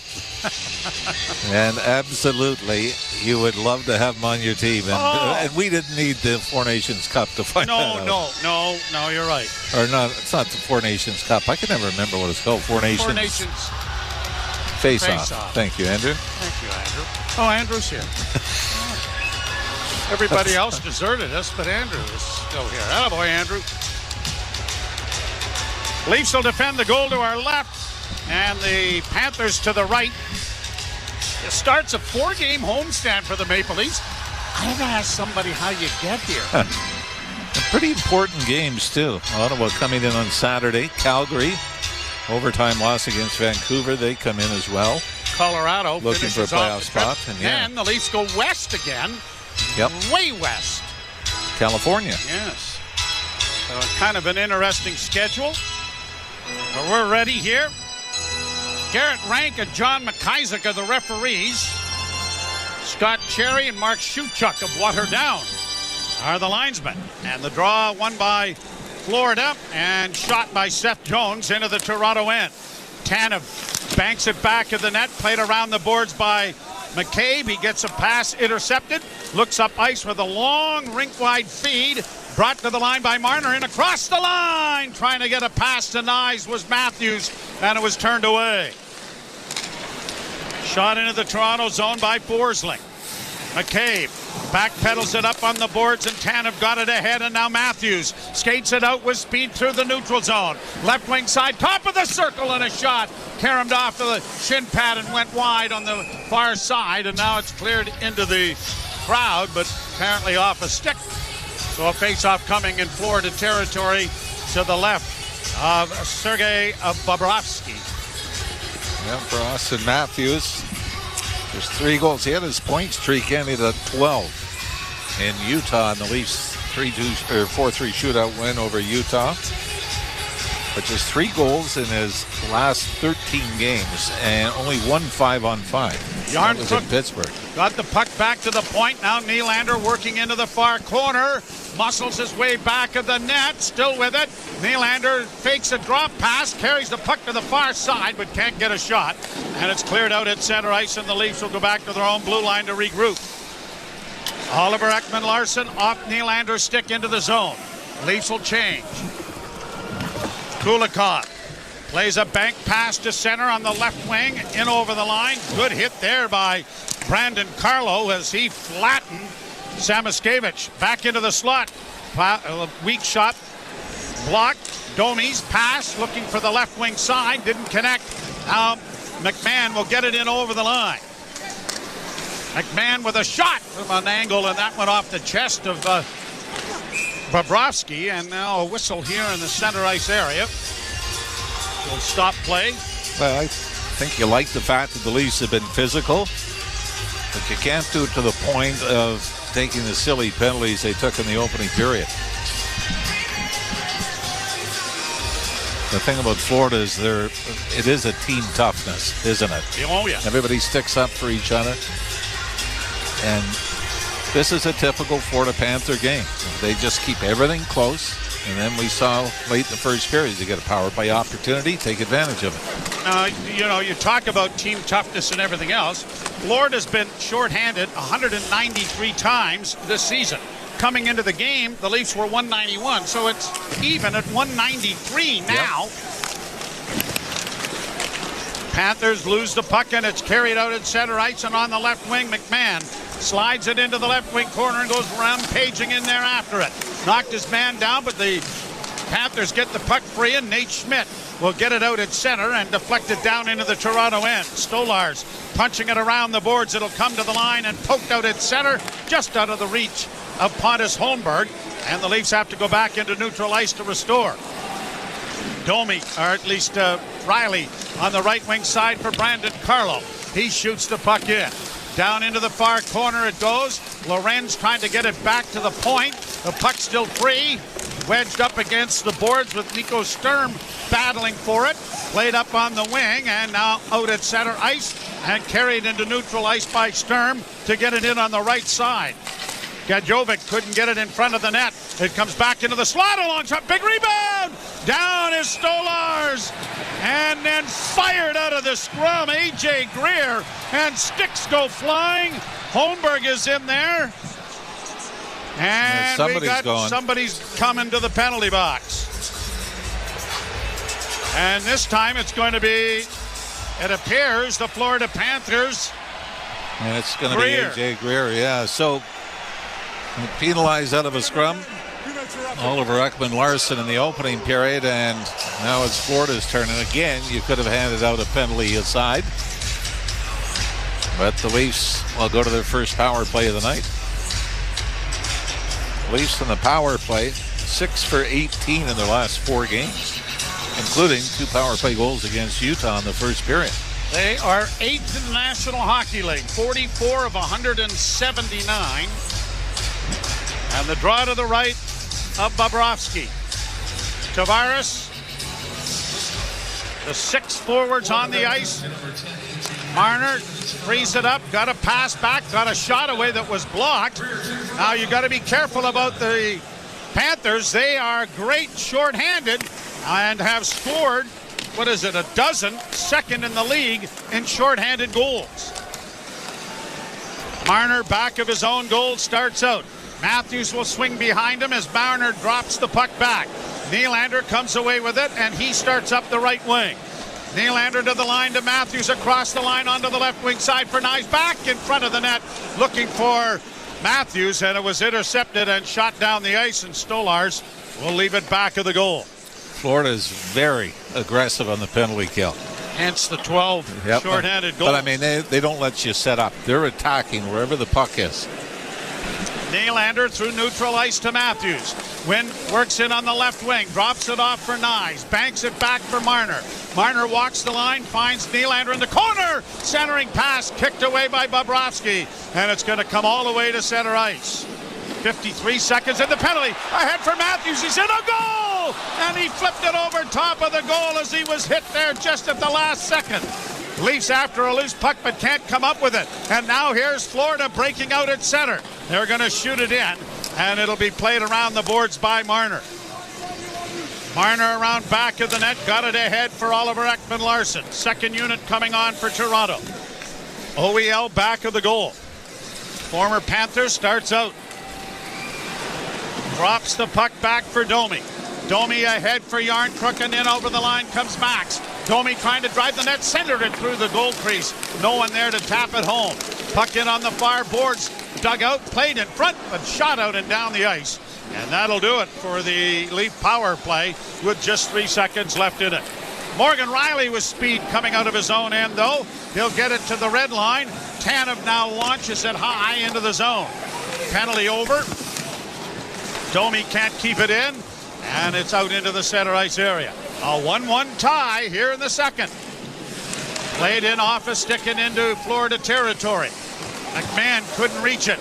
Brought right back again now by Verhaeghe, who gets it into the near corner in the Toronto zone. Oh my, McCabe just missed him, and it's pushed out at center now by McMahon. Tanev to the bench. Lead pass in across the line. Verhaeghe's offside. And it'll come back into the center ice area. 14:35 to play in the second period. And this game is tied 1-1. Good chance for Matthews.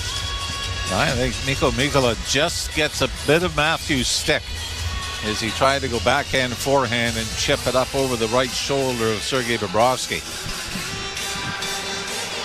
Leaves 2 shots in that power play. 12-9 shots favoring the Florida Panthers right now. By the way, Sergei Bobrovsky still this season the only goaltender making double digits in the millions.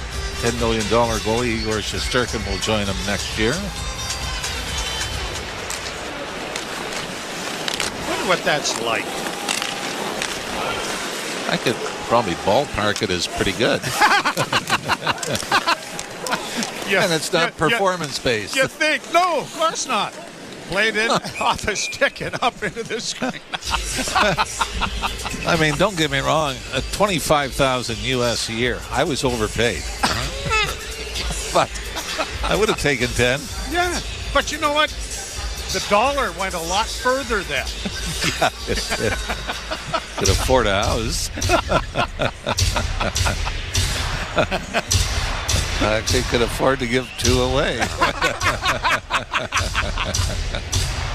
No, I couldn't afford it. You're such a nice fellow. I did. I couldn't afford it, though. Panthers gain the puck off the face-off, but then lose it, then regain it, and it's going to be shot into the Toronto zone. Left wing side now for Bennett. Bennett centers off a skate, grabbed and shot, and into the chest of Stolars by Samoskevich. Well, Stolar's pretty deep in the crease there, Joe. Right? I mean, he's right in the blue paint. And when you see him on, he's out challenging a lot more. Both he and Joseph Hall.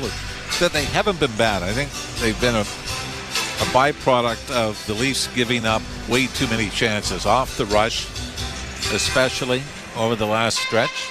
And we've always talked about this. You've got to give your goaltender a chance to be good. And I think that's why Sergei Bobrovsky in the last few years has, I don't want to say reinvented himself, but been so good as the team's so much better. Sharp angle shot stopped by Stolars. A long lead pass brings the Leafs in over the line.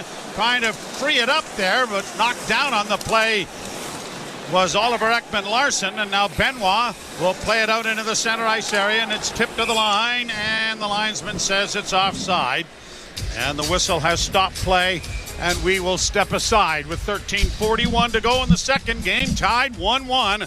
Tavares for the Maple Leafs, Bennett for Florida. You're listening to Molson Leaf Hockey on Sportsnet 590 The Fan and the Maple Leafs Radio Network. Breaking news coming in from Bet365, where every nail-biting overtime win, breakaway, pick six, three-point shot, underdog win, buzzer beater, shootout, walk-off, and absolutely every play in between is amazing. From football to basketball and hockey to baseball, whatever the moment, it's never ordinary at Bet365. 19 plus, Ontario only. Please play responsibly. Gambling problem? Visit ConnexOntario.ca. Heard of Uline? You know, the have-it-all in-stock, ready-to-deliver shipping and industrial supply specialists. The company that does things for you that are unheard of, like keeping 41,000 items in stock in our own warehouses. With customer service reps on the line to get you what you need, when you need it, 24/7, 365, every time. Maybe you heard it here first. Want to hear more? Visit uline.ca. ULINE, your shipping and industrial supply specialists. The Subaru winter has arrived. The crisp air and negative temperatures mean one thing: camping. Emerge from your icy tent and bask in 4 to 6 hours of sunlight. Enjoy the unmistakable smell of campfire through the glacial wind pummeling your face. Relax by the water, taking in the soothing sounds of thick ice cracking and popping. Get out there in winter like it's summer with standard symmetrical full-time all-wheel drive and advanced safety systems. Visit your local Subaru dealer today. You're listening to Toronto Maple Leafs hockey on Sportsnet 590 The Fan and the Leafs Radio Network. Good morning, Jim Ralph back with you here. The Leafs and the Florida Panthers are tied at 1s. Next action, Ottawa, Saturday night. Senators are battling for their playoff lives. Doing pretty well, too. What a 5-point cushion now. Draw scrum, but the Leafs come up with it. And McCabe hammers it off the glass and into the zone. Panthers get it to the line, but not out. Tanev can't shoot it at the net, and then when he tried to chip it in, it was stolen now. Verhaeghe works in. Big save made there by the Leaf goaltender, and it's cleared out into the center ice area before shot in on a delayed offside. Tanev got crossed up there at the blue line, and Verhaeghe took it down the left wing, and a good save made by Stolarz. Off the boards to the line and in. Tavares can't control the puck. Forces Jones deep, stolen back by the Leafs into the slot for Nylander. A shot and a good blocking arm save made there by Bobrovsky. The rebound bounced just wide of Tavares. Second best scoring chance the Leafs have had. Yeah, absolutely. Down into the corner now for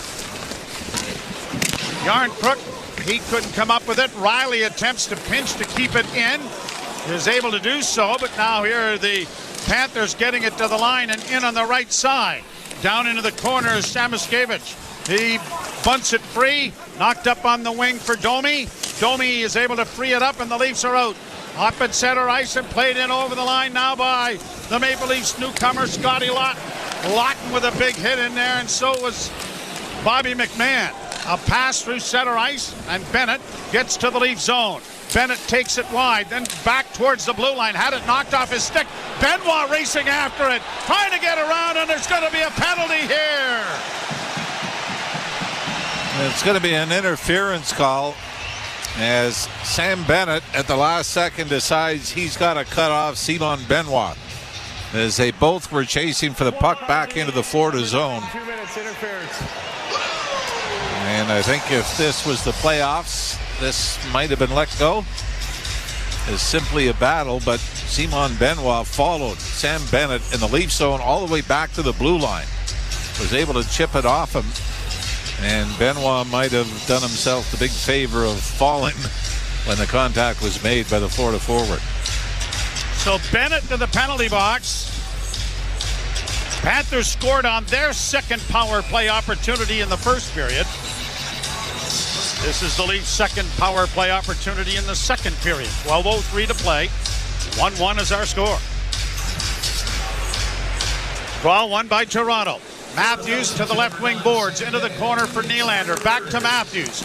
Tried to come across, was upended, lost the puck, and shot down the ice by Florida. See how aggressive they are, Joe? Right? They don't collapse and let you pass the puck around the box. As soon as Matthews got it at the point, somebody was on him. Matthews carries out of his own zone. Has Nylander, but goes to the line and flips in on the left wing for Knies. Knies around back of the net, ran into traffic, but gets it along to Tavares. Backhanded wide of the goal, grabbed off by Nico Sturm. Down the ice it goes off Marner into the Leaf zone. Marner will start out. Drops it back. Austin Matthews to center with Nylander, who'll try to get in over the line and does. Willie weaves to the left wing side. Top of the circles, in on goal with a shot. And he missed the net. And around the boards it's coming all the way down the ice. Second unit coming out for the Leafs. Yeah. Goaltender Anthony Stolarz just caused an awful lot of heart palpitations, and I had one of them. went to play it behind his goal, and it looked like he was going to miss. And still ended up giving it away for a chance. Down into the corner in the offensive end for Toronto now. I think I can breathe. Back along the boards, it comes to the point. Riley with a shot in traffic, and it's caught by Bobrovsky and held for a face-off. Now, Stolarz handles the puck extraordinarily well. Much better than Joseph Wall does. But there is really no need for him to scare the hell out of me. Or his teammates. And, and going back to the Florida penalty kill, a scrum in the corner to the left of Bobrovsky, 3-4 to Panthers. In on the scrum for the Leafs. You got to move it quickly and take your shot. Yep. Penalty is 29 seconds left in it. Domi kicks the puck back to the point. Oliver Ekman-Larsson's shot was blocked. The rebound into the corner for Yarncrook. Yarncrook along the boards, looks for a man, gets it back to the blue line. OEL into the corner for Domi, can't get it in front. Backhanded high. OEL knocks it down with his glove. This could be, a glove pass. And it will be whistled down with 11 seconds left in the penalty and a face-off coming out in the center ice area. And this Leaf power play has done little or nothing in the way of generating scoring opportunities. Big part of that. And here's the thing, too, with video. Right, Joe? You get to look at the other team's power play setup, and when you're defending, I'm sure the idea was, this is watching Florida play the last few weeks, and especially the Boston game. That's how they play. They're aggressive on the kill, and they overload the zone. Shot in by OEL into the corner for Nye. Centering pass comes back to the blue line. OEL works in with a shot, a deflection and a backhand. And it was knocked away as the penalty door opens, and out steps Bennett. Out come the Panthers to center. Lundell in on the wing with a shot, gloved by Stolarz. And he will stop play with a face-off coming in the Toronto end when we return. We are halfway through this very important game for both teams. A 1-1 tie. You're listening to Molson Leaf Hockey on Sportsnet 590, The Fan and the Maple Leafs Radio Network. Hi, this is Will Arnett from Smartless, a podcast I do with my pals Sean Hayes and Jason Bateman, with special guests from Howard Stern, Trevor Noah, David Beckham, Kelly Clarkson, to a few presidents. It's an unscripted, unrehearsed, but hopefully not unprepared podcast. We'll cover topics like doing limbo for self-esteem, skydiving hungover to world affairs. And now, you can hear every new episode a full week early on the SiriusXM app. Just search Smartless to join the fun. The Power Play with Steve Koulias. General manager of the Winnipeg Jets, Kevin Cheveldayoff. What would finishing first overall mean to the organization, Kevin? Well, I think any time that you can finish in an area where you're getting recognized, it's special. But again, the important thing for us is process. Is when we buy into playing the way we need to play, then we feel comfortable that we'll win more games than not, and then you let the chips fall where they may. The Power Play, weekdays 3 p.m. Eastern on NHL Network Radio, SiriusXM 91, and the SiriusXM app. The Point with Boomer Gordon. For months, I've been listening to hockey people warn the Sabres, don't move on from Dylan Cousins. This is the one you'll regret. The fact that you're trading in division is amazing to me. This guy can come back and haunt you like every Sabre does. But if I'm an Ottawa Senators fan, Jake, I'm over the moon on this trade. Point with Boomer Gordon, 1 p.m. Eastern on NHL Network Radio, SiriusXM 91, and the SiriusXM app. Join me, Gord Stellick, and Scott Laughlin as we recap the night that was on NHL Morning Skate, weekday mornings at 7 a.m. Eastern on NHL Network Radio, SiriusXM 91. Leafs Radio Network. The oldest living Toronto Maple Leaf is in attendance tonight. Ronnie Hurst in the building, and nice to see him. Yeah, always great. 9:53 to play in the period. And a face-off coming in the Toronto zone. 1-1 as our score. Lawton leaning in. Scrums the draw and the Leafs control. Benoit with an alley-oop pass that has missed everybody. Lorenz trying to get there to deny icing, but he won't be successful. Yeah, Leafs got to be careful with these. He had the option of going up the left wing and getting the puck out safely. With all due respect to the third line on the ice for the Leafs, think you have to try to open things up here in a 1-1 tie in the second period. I was mistaken. It wasn't Lawton. It was David Camp taking the face-off, and he's doing it again. And warning from the linesman. They'll try it again. Camp wins the draw, but it's into the corner and swung around the boards to the far side, and Schmidt will keep it in for Florida. Down back of the net, it goes for Sturm. Sturm working along the boards and back of the net, chased there by Camp. It comes back to the point, kept alive with a long shot, blocked, rebound to the near wing. And it's into the corner now with Balanskis. Back to the point, a shot that's blocked, a rebound. Into the far corner for Sturm. Leafs under siege here a little bit. Here's Schmidt onto the left wing side, trying to get a shot. Balanskis rolls in on goal, and Stolars very wisely. And then Greer is all over him, and he gets pulled off by Benoit.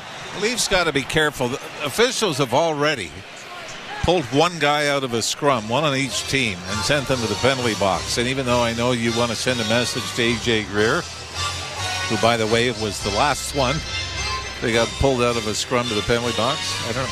What is Greer doing? What kind of motion was it? But he continues to chirp as he goes back to the Florida bench.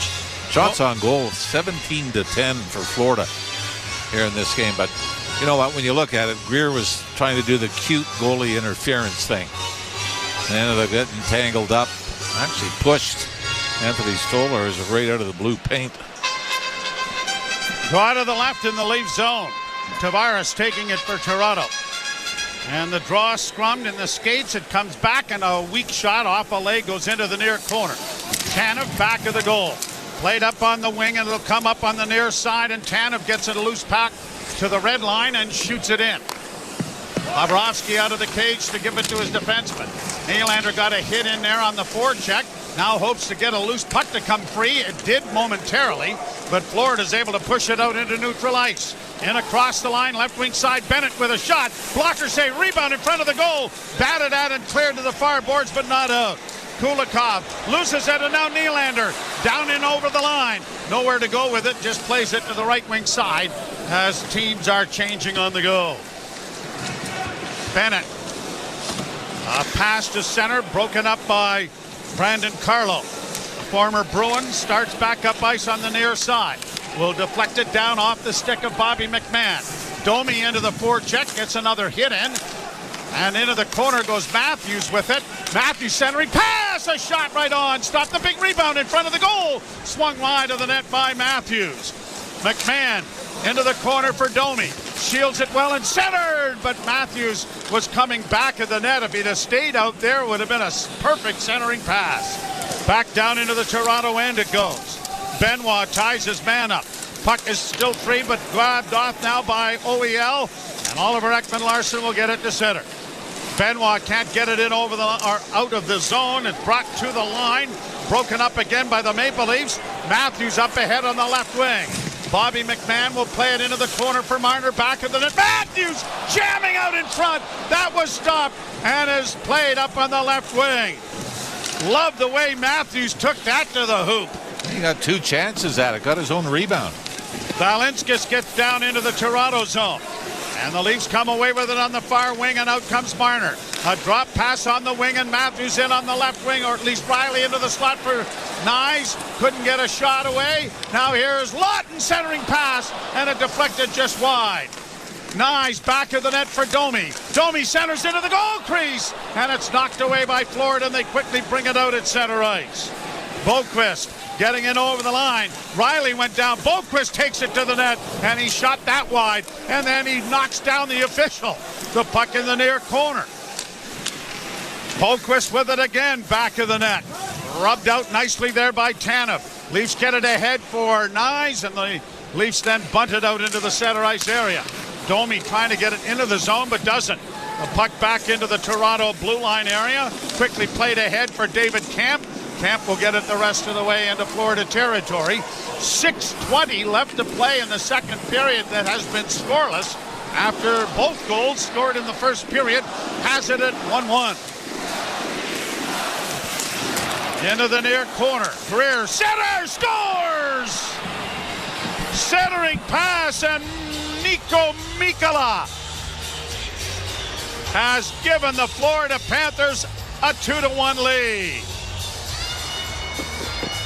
I'm not even sure Mikkola was the intended receiver of this pass. Gadjevic was going to the net. The pass comes from the corner to the right of Stolarz. Gadjevic actually misses it in a one-timer attempt, but it continues on to the right point where Mikkola's jumping in.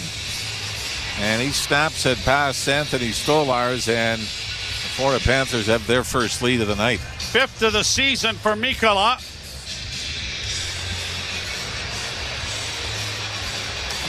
That is one thing. 13:56. There's one thing about this stretch, Joe, and it's not to be hypercritical on the goaltending, but the Leafs have given up a lot of goals, just one-on-one shots, right? Just a goaltender getting beat cleanly. Something we didn't see a lot earlier in the season. Mikkola gets it back in his own zone and out at center. Tavares couldn't come up with it. The Leafs do and get it ahead at center, and it is shot by Yarncook into the Florida zone. Now launched high and down into the Leaf blue line area. Ekman-Larsson got it ahead. Nylander tipped it in over the line. Tavares trying to get in after Mikkola, but it's played up on the boards.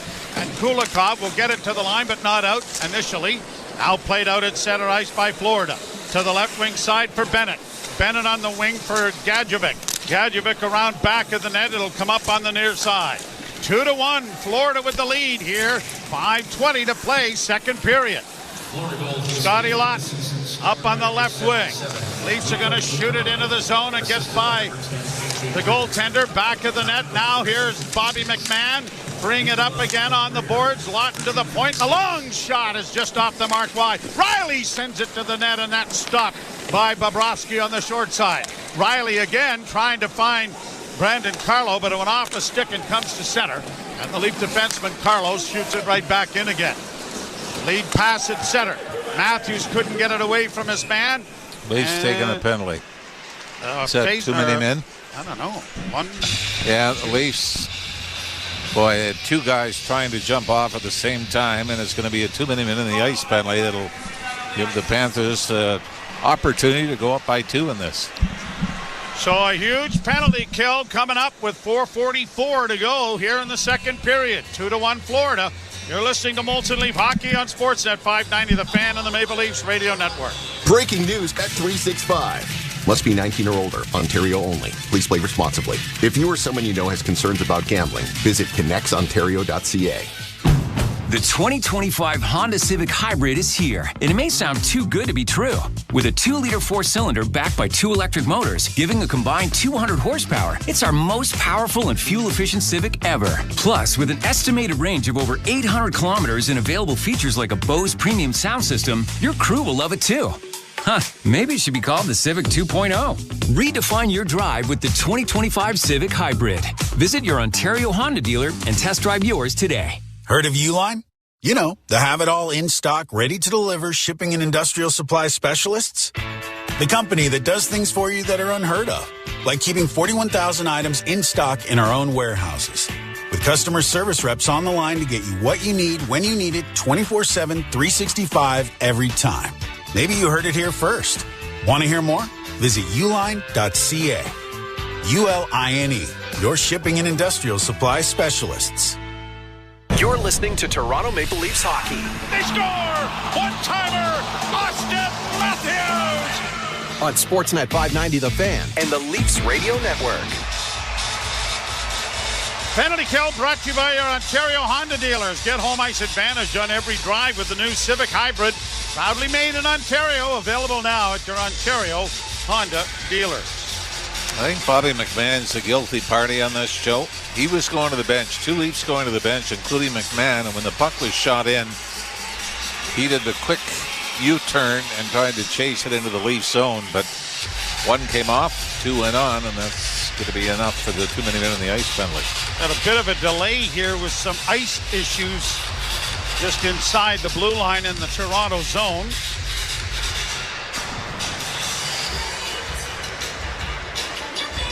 And 3 of the Scotiabank ice crew, along with referee and a linesman, are diligently working on a hole, I guess it's down there. Well, that road trip that the Leafs have been on, or this stretch, which started before the break, finally got the Leafs caught up between road games and home games. And this will put them +1 on the road side. And as you mentioned, it's a 4-game homestand, so the 3-game road trip. What do we got? 2 back-to-backs left, I think, the rest of the season. As things start to wind down. The other thing with the Leafs is the fact that another reason to keep winning, the Tampa Bay Lightning are right behind you. You know, when we talk about battling Florida for first, Tampa Bay won't go away either. Leafs win the draw. McCabe snaps it off the boards, and around it goes and out and down the ice. Panthers back behind the net. They have scored a power play goal to tie the game in the first period and now lead 2-1. Barkov comes through center, off a skate, it goes into the corner. Tanev pushed it in along the boards but couldn't get to it cleanly. Now he battles with Barkov as it comes back to the point. Seth Jones, former Chicago Blackhawk, on the wing. It goes. Bennett, a shot and a blocker save, and a good one made by Stolars. Boy, gets that up into the screen. And lucky they get the whistle. Jake McCabe broke his stick, so Mitch Marner gave him his. So at least we're essentially down 5-on-3. I don't know if Sam Bennett was aware of that. You would have thought they might have been able to set up an even better scoring opportunity, but Bennett, who has a power play goal already in this game, takes a puck off the left wing boards and has an avenue towards the net. I don't know if Chris Tanev gets a piece of this, but he went down on one knee to block it. Faceoff wasn't done according to Hoyle, and so they're going to redo it. Lawton facing off against, or was going to face off against Barkov, but he's been waved out, so Bennett will move in.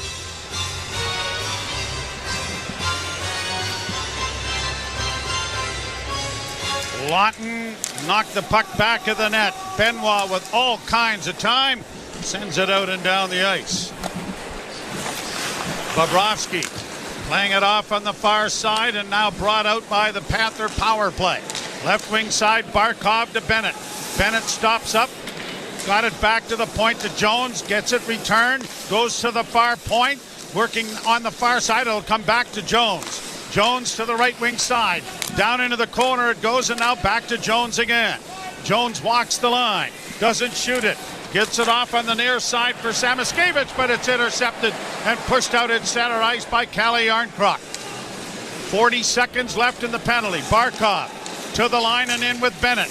Bennett down into the corner, plays it along the boards. That was blocked, pinned to the wall. That draws a crowd in along the near boards and into the corner, and it is still there as it's pushed back to Jones at the near point.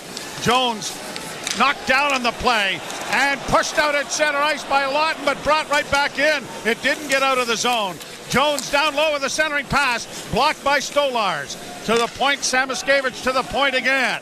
Jones gets it off to Samoskevich on the left wing side. A pass down low, centered in front. They score! In front of the net, Sam Bennett gets his second power play goal of the game from about 2 feet in front of the blue paint. And a huge goal to make it 3-1 Florida. And that's where Simon Benoit's got to take him. He had Brandon Carlo down to the right, trying to go after the puck carrier. And Sam Bennett was the only Florida Panther in front. And Simon Benoit just stayed closer to the far post. And it was just a little pass. Was it Sam Reinhart, Joe? It was Reinhart and Bennett switched. Reinhart went below the goal line. But there's Sam Bennett. He's wide open with 3 Leafs around him. And this is just a 4-foot pass from below the goal line. And no coverage. 3 feet in front of the Leaf net. And Leafs are in trouble here. Down a pair now against a team that is very good at defending a lead. Puck along the boards, broken up. Riley starts out with a pass up for Max Domi. At the red line, it is shot around the boards to the near side. Tavares plays it around back of the net. Mikkola taken to the boards. Tavares has it in his skates, assisted by Domi, who comes out of the corner to get it back to Riley. Riley can't send it to the net, sends it to the side of the goal. Tavares trying to get it back out in front, but couldn't. Now Nylander. Back for Domi and now to Tavares in the far corner. Muscled off it by Kulikov, kept alive by the Maple Leafs, got it in front of the goal, and it just was knocked away from Nylander before he could get a shot. Willie has it in the far corner now at the top of the circle. Works it, still with it. Nylander into the slot area looking for Matthews, and it was knocked away. Kulikov launching it out at center. Quickly brought back in over the line by McCabe. Dropping for Matthews. Matthews with a centering pass, that's blocked. The rebound in front of the net, and Nyes couldn't pull it to his forehand. And it's going to bounce out at center ice as Tanev couldn't keep it in. Minute 24 to go in the period. 3-1. Florida. Puck back at center ice. Lundell gets it in across the line. A shot, and that went high and wide of the goal. And Marner leaves it there, and Matthews starts out. At the red line, it's shot in. Down the left wing boards, Riley unable to get to it. Cleared to the line, but not out. Leafs keep it alive into the slot. Marner with a shot. A weak shot that was easily handled by Bobrovsky. Panthers get it back out into neutral ice. Riley up ahead for Marner. Marner a left wing pass. And Nyes saying that he was interfered with there at the blue line. The puck deep in Florida territory. Kept in by Tanev. No, it's going to get by him and out at center. And hustling back is Tanev to break up the rush. 32 seconds left in the period. Brought in by David Camp. Centering pass out of the reach of Lorenz. Back into the boards it goes for Camp. Camp back to the point. Long shot, blockered, and now sent out at center after it was blocked by Nico Sturm. Leafs will play it back in with just a dozen seconds left in the period. Puck in the corner now for Lorenz. For Pontus Holmberg, centering pass. A shot hits the side of the goal off the stick of Lorenz. Kept in by Carlo. Back of the net, and the horn will end the period. Reinhardt and Samoskevich, who now has 2 assists on the night. So does Reinhardt. And Sam Bennett has a pair. And it's 3-1 Florida after 40 minutes. Well, Florida blew a 2-goal lead against the Boston Bruins in the third period and their last time out. And the Leafs are going to have to try to force them to do it again. 9 shots for Florida in the period, 10 for the Maple Leafs. And the Panthers get the lone goals of the second period. Mikkola and Bennett to erase a 1-1 tie and take a 2-goal lead to the dressing room. We'll step aside as Ailish Forfar is joined by Justin Cuthbert. You're listening to Molson Leaf Hockey on Sportsnet 590 The Fan and the Maple Leafs Radio Network. MLB Network Radio is getting you ready for the season, talking with the best players in baseball. Here with Juan Soto. These players, they have experience in the NL East and playing New York and everything, so I think it's going to be really fun. Joined now by Angels outfielder Mike Trout. I know where I'm at. I know when I'm out there, I still feel I'm the best player on the field, and that's the whole mindset coming in the spring. Enjoy it, have some fun, and play. Hear player interviews from all 30 teams right now on the SiriusXM app. Just search Spring Training. The Power Play with Steve Koulias. General manager of the Winnipeg Jets, Kevin Cheveldayoff. What would finishing first overall mean to the organization, Kevin? Well, I think anytime that you can finish in an area where you're getting recognized, it's special. But again, the important thing for us is process. Is when we buy into playing the way we need to play, then we feel comfortable that we'll win more games than not, and then you let the chips fall where they may. The Power Play weekdays 3 p.m. Eastern on NHL Network Radio, SiriusXM 91, and the SiriusXM app. The Point with Boomer Gordon. For months, I've been listening to hockey people warn the Sabres, don't move on from Dylan Cousins. This is the one you'll regret. The fact that you're trading in division is amazing to me. This guy can come back and haunt you like every Sabre does. But if I'm an Ottawa Senators fan, Jake, I'm over the moon on this trade. Point with Boomer Gordon. 1 p.m. Eastern on NHL Network.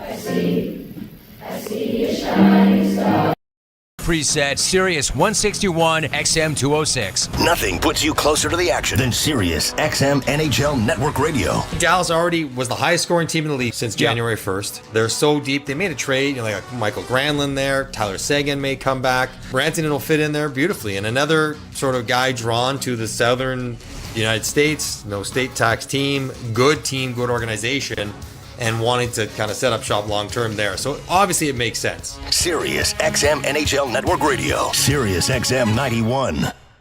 The best player analysts and insiders live on NHL Network Radio. Mike Johnson. If you would have asked me, what's the one record that would never, ever, ever be broken? Was the 894 goals. Every single day he scores, that's sort of the lead story in the NHL. And yet here's Ovi about to do it, and he's going to push through 900 goals, and he could push to 1,000 if he wanted to. He played 3 more seasons. Get the latest opinion and analysis you need on the home of hockey, NHL Network Radio, Sirius XM 91, and the Sirius XM app.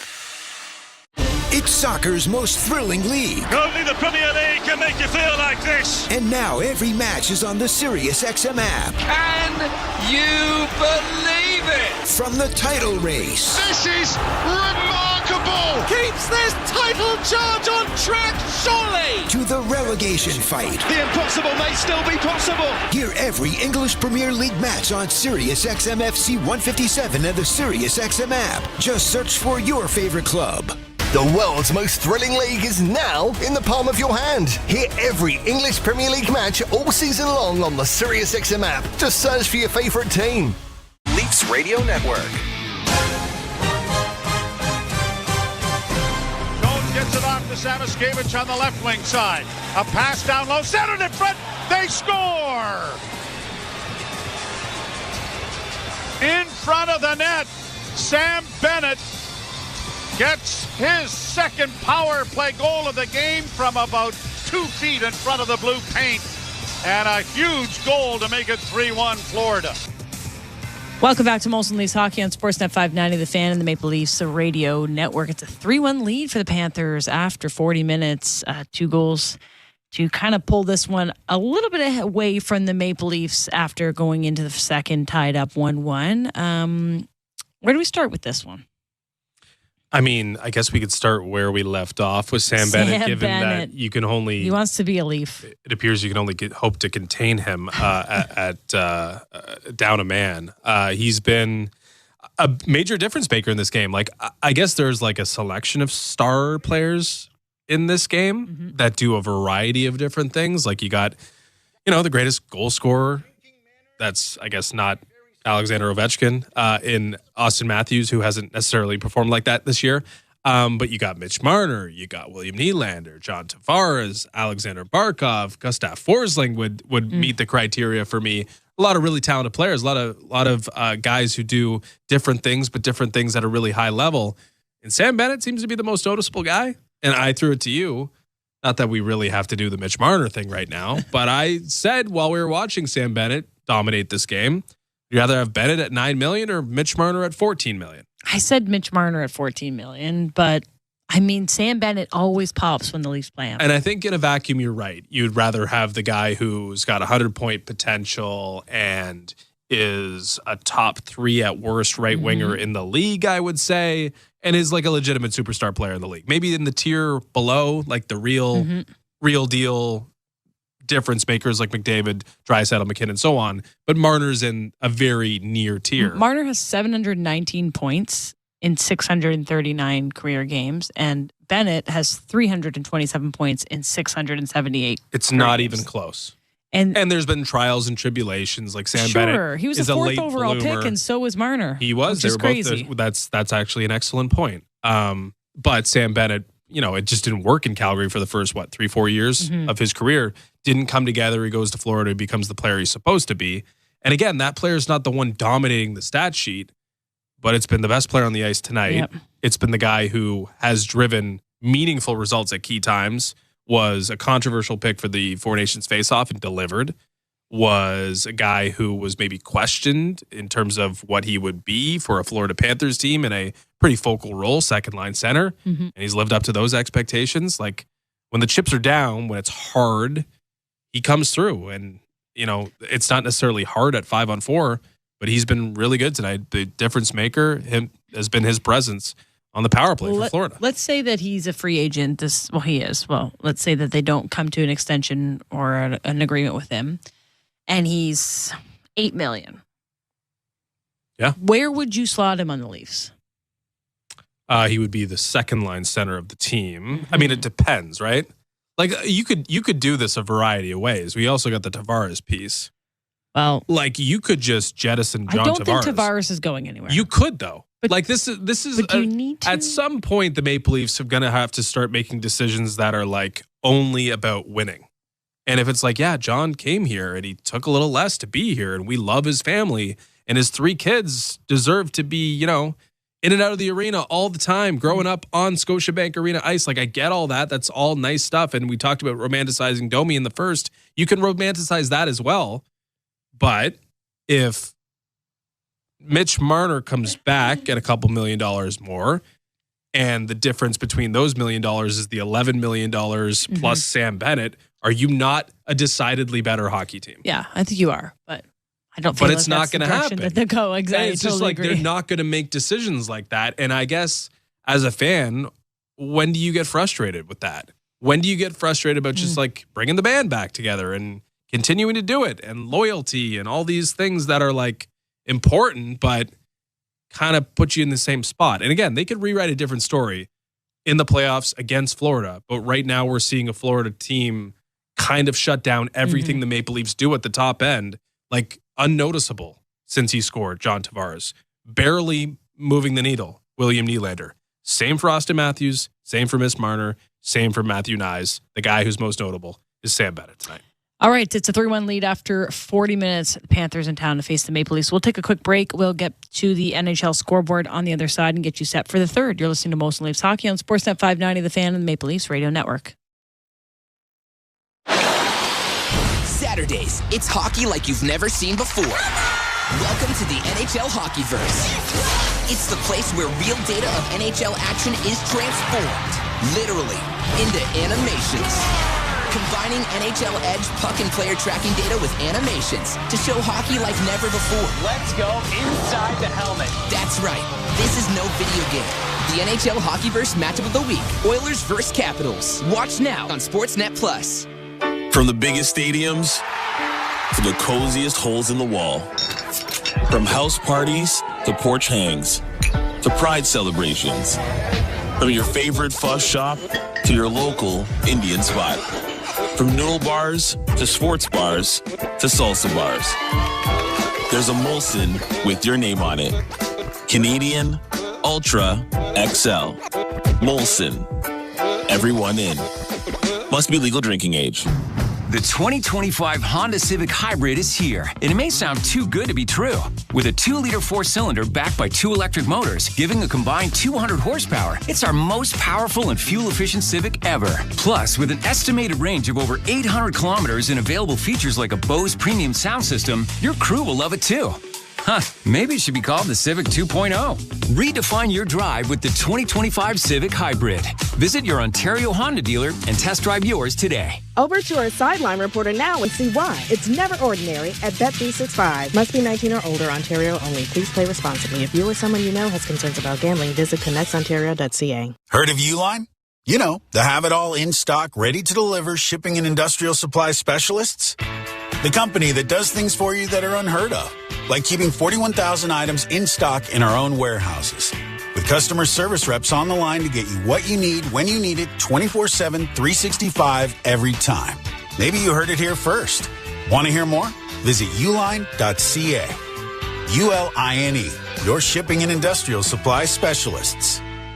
Ah, at last, the Subaru winter is here. It's the perfect weather for the beach. Feel the sun's rays on the small amount of skin peeking out of your ski mask.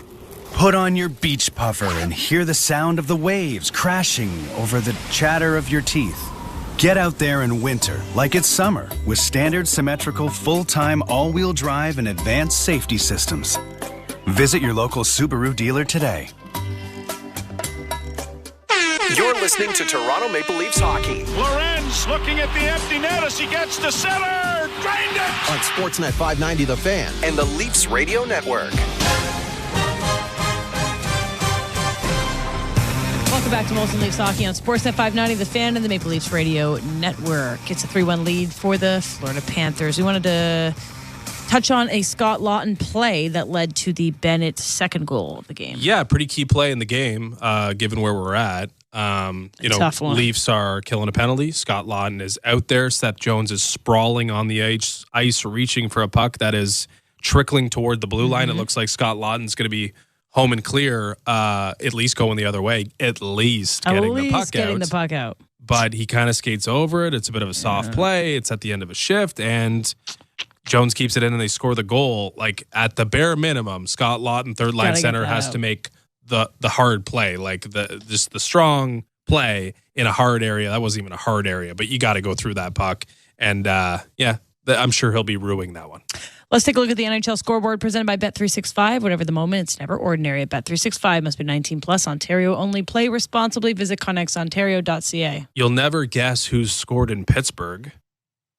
The Connors Dewar and Timmins for the Pittsburgh Penguins. Both have scored. They both scored tonight? In their careers together as Maple Leafs, they They've combined never for one scored. goal. Combined for Wow. one goal while playing together. That's The Maple amazing. Leafs, they got 2 tonight. The Penguins lead the Blues 3-1. Third period just getting underway. Flyers have a 3-2 lead over the Lightning, so Lightning scrambling to get some points in that game. Senators up 5-3, end of 2 over the Bruins. Golden Knights up 3-0 on the Blue Jackets. It's 1-1 Oilers and Devils. Leon Draisaitl has league-leading 47th goal. It is scoreless, end of 1, Rangers and Wild. And still to come tonight, the Capitals and Kings at 10:30. And also at 10:30, Sharks hosting the Blackhawks. Linus Ullmark might have made the save of the year as well in that Bruins-Senators That one's a little game. wild then. Save of the year candidate. 8 it's goals crazy. through 2 periods. It's a good save. Check it out. Check it out. All right, we will send it to Joe Bowen and Jim Ralph, who have the call of the third period next. It's 3-1 Panthers after 40. You're listening to Molson Leafs Hockey on Sportsnet 590, The Fan and the Maple Leafs Radio Network. Here's what's happening on Sirius XM Sports. The race for a berth in March Madness. Sirius XM College Sports Radio 84 with analysis of all the ongoing conference tournaments, including which schools might be the top seeds and bubble teams that could make the cut. College Sports Radio, Sirius XM Channel 84, and on the Sirius XM app. Sirius XM Sports. Wherever you are, your team plays here. NHL Morning Skate. Defending Stanley Cup champion. General Manager Bill Zito, you have to be cognizant of the chemistry when you go out and make a potential trade, don't you? We enjoy a little bit of a benefit now where the room is so strong that they can absorb a lot. We just want seamless guys who come in. Your leaders are Reinhart, Kachuk, Barkov, Bobrovsky. That part, it takes care of itself. NHL Morning Skate with Scott Laughlin and Gord Stellar. Weekdays 7 a.m. Eastern on NHL Network Radio, Sirius XM 91, and the Sirius XM app. The Power Play with Steve Koulias. General manager of the Winnipeg Jets, Kevin Cheveldayoff. What would finishing first overall mean to the organization, Kevin? Well, I think anytime that you can finish in an area where you're getting recognized, it's special. But again, the important thing for us is process. Is when we buy into playing the way we need to play, then we feel comfortable that we'll win more games than not, and then you let the chips fall where they may. The Power Play weekdays 3 p.m. Eastern on NHL Network Radio, Sirius XM 91, and the Sirius XM app. It's soccer's most thrilling league. Only the Premier League can make you feel like this. And now every match is on the Sirius XM app. Can you believe it? From the title race. This is remarkable. Keeps this title charge on track, surely. To the relegation fight. The impossible may still be possible. Hear every English Premier League match on Sirius XM FC 156.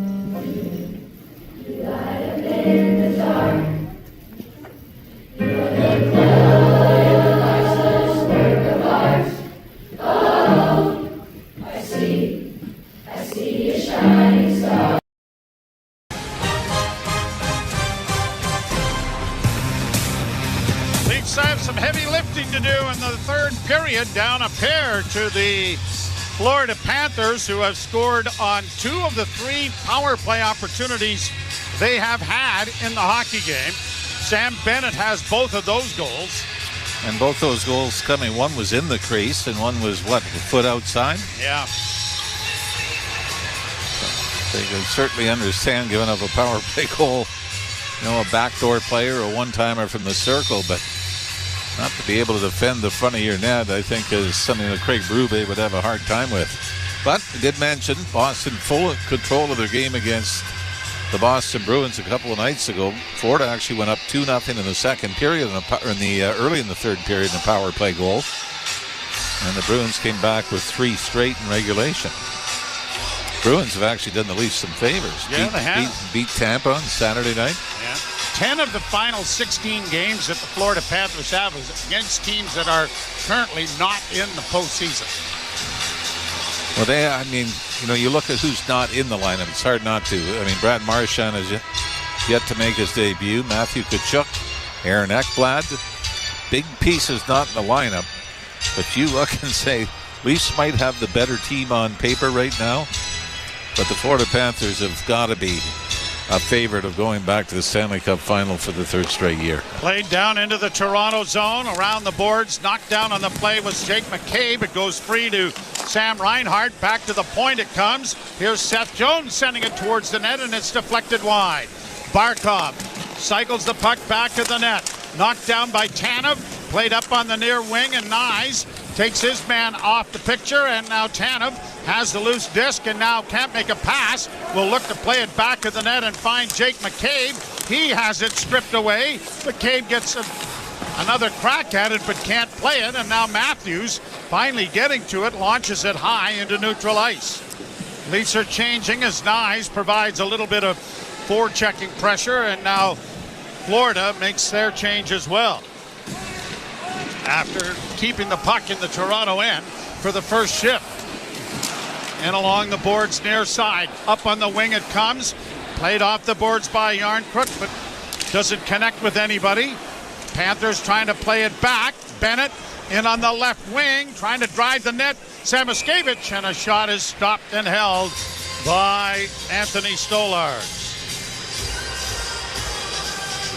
What the Leafs really have to do is batter down the hatches in front of the net. Remember the first couple of months under Craig Berube, the Leafs were among the leaders in goals against. 23 goals against in the last 5 games coming into this one.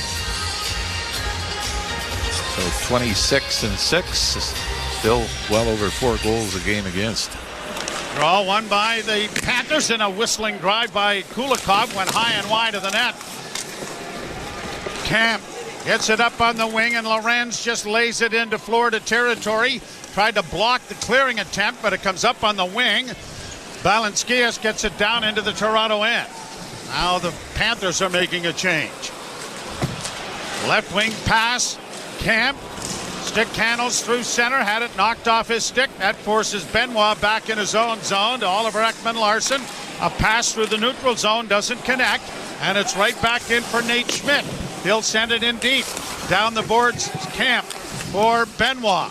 Played around the boards for Ekman-Larsson. Larsson trying to get it freed up. So does Camp. He does. And a tackle there.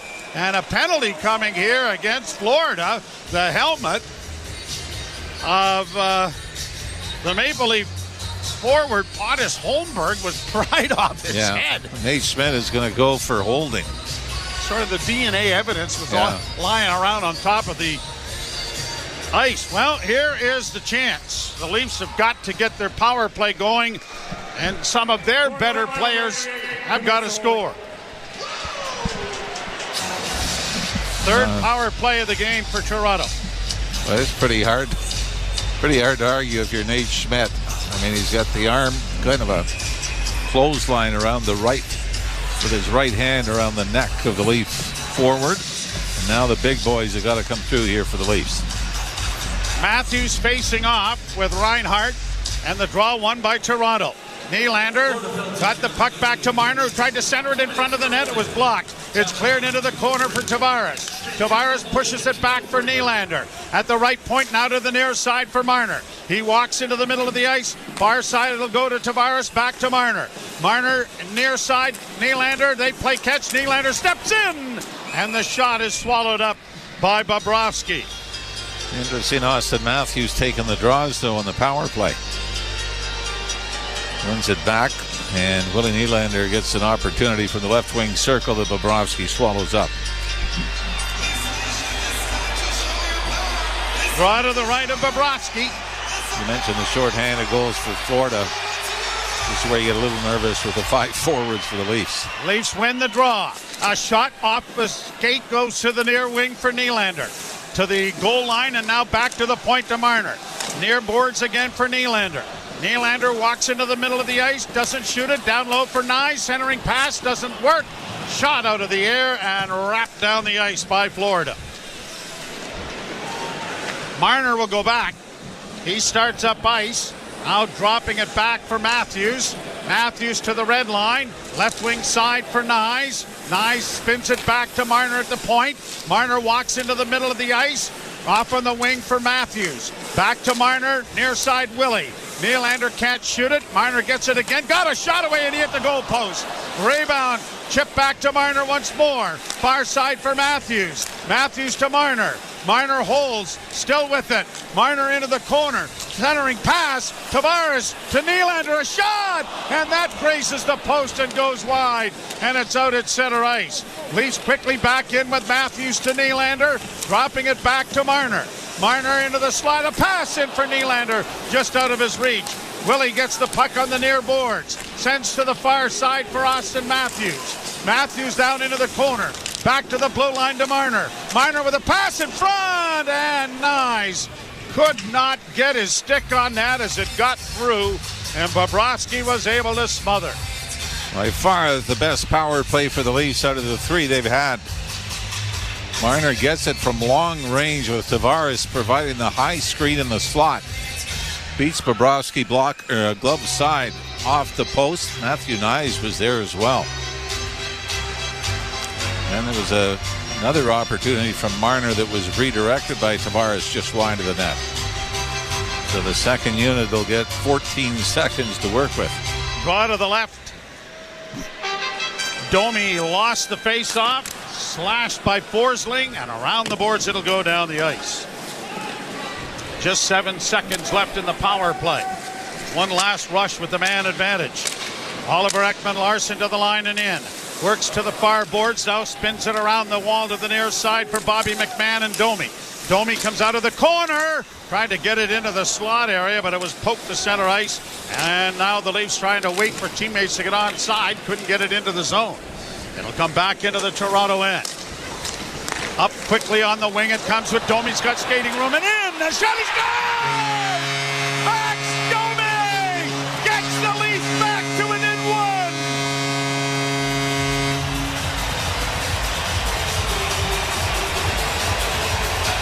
Panthers get caught at a line change and Max Domi takes the pass. Middle of the ice, center ice. But in full stride and continues into the Florida zone. And just as he's being closed in on, this is from rather long range on Sergei Bobrovsky. Domi looks up and snaps it. Far side, above the pad, below the glove. Inside the post to get the Leafs back to within 1. 5th goal of the season for Max Domi, who has got his DNA all over this game, hasn't he? A goal and a fight. And the Leafs are back in it, and the crowd is back in it. Down 1 with 15:34 to play in the 3rd period. So he's in Simon Benoit territory, right, for the Gordie Howe hat trick? Absolutely. Needs the assist. Look at how many Ty had. Oh. I know he had a lot of the tough parts. Leafs get it across the line. Sent in by Nyes. Nyes against the boards, along with Marner trying to dig it free as it comes back to McCabe. He walks the line and flips it into the far corner. Nyes after it there, and the Panthers are going to play it high to get it into the center ice area and get a change of players going. The Bennett line wants to be out against the Matthews group, but now the Leafs are changing. McCabe holding it down in his own zone to Chris Tanev. Off a stick and into the zone, and here's Lawton going into the corner after to get it back of the net. Unable to track it down there was Nylander. Lawton on the line with Nylander here, along with John Tavares. So a lot of mixing and matching going on. Long shot, stopped, the big rebound. Oh, and it was fanned on there by one of the Panthers who had a glorious chance. Leafs with it in the corner. Carlo gets it back to the net for OEL. And Oliver Ekman-Larsson will come to center. Off of Nylander's stick into the zone it goes. Tavares goes down into the corner. Rubs out his man and now trying to work it against the boards, but was double teamed there. And now Samoskevich can't get it out. And a pass in and a deflection. Oh, and a dandy one made there by McMahon. And a good save by Bobrovsky. Shot into the Toronto end. Tanev plays it back to the net for Morgan Rielly. Quickly along the boards for McMahon, who plays it out and down into Florida territory. Here the Panthers getting it up on the wing and out at center. Greer hits the line on the left wing and drops it back, and a shot is blocked. And the Leafs trying to poke it out at center, and they do. Up on the right side. Here is a chance in over the line for Domi. He stops up, back to the point, off the skate. Kept in, pad save, and now a wrist shot by McCabe. Went over top of the goal. Kept alive by Benoit. Played around back of the net. Turnover there, and the Leafs developed a pretty good scoring chance out of it, but missed the net. Played down into the Toronto end. Stolars will get it off to the wing, and a return pass finds Pontus Holmberg to Lorenz. Diagonal shoot in to find David Camp. Camp back of the net. Fourth line out here for Toronto. Holmberg against the boards. Camp trying to free it up. It goes off the back of the goal, and Camp gets it back to him. Pontus Holmberg around the boards. It'll find Brandon Carlo. Carlo sends a weak shot well wide of the goal, looking for a redirect. Now Pontus Holmberg with it around back of the net, and he's tried to wrap it around, and it came off the side of the net at a funny angle, but it just missed a Leaf player who was stationed in front. Boy, great shift though by the fourth line. Matthews line coming over the boards. 12:27 to play third period, and the Leafs trail by a goal. McCabe couldn't get it into the zone. It's back down into the Toronto end. Tanev in against the boards. Tried to play it free. Now running out of real estate. Matthews takes Barkov to the boards, but the puck comes free, and now Florida trying to maintain possession. Tanev rubs his man out. The puck's still free, though, and a centering pass didn't make it. Into the far boards, trying to come out with it for Hagee. Pass intercepted. Marner now just trying to get it out, and he'll do that, playing it down into Florida territory. Nice forechecking, but Kulikov spins away from him, plays it off the glass to center. Morgan Rielly back in his own zone. They'll regroup the puck. Right wing side, brought on by Carlo. Brandon Carlo sends it into the Florida zone. Tavares into the forecheck. He opened the scoring 2 minutes into the first period. Brandon Carlo keeps it alive for Nylander. Nylander couldn't chip it along. Now here's Lawton unable to reach it, and it is pushed by Evan Rodriguez to center and into the Toronto end, forcing Morgan Rielly back. Rielly eludes one, got it up on the wing. A pass up at center, and now the Leafs maybe with an odd man rush. Here's Tavares in over the line with a pass into the slot area. Nylander couldn't get it on his backhand. Played around back of the net. Scotty Lawton trying to come out in front.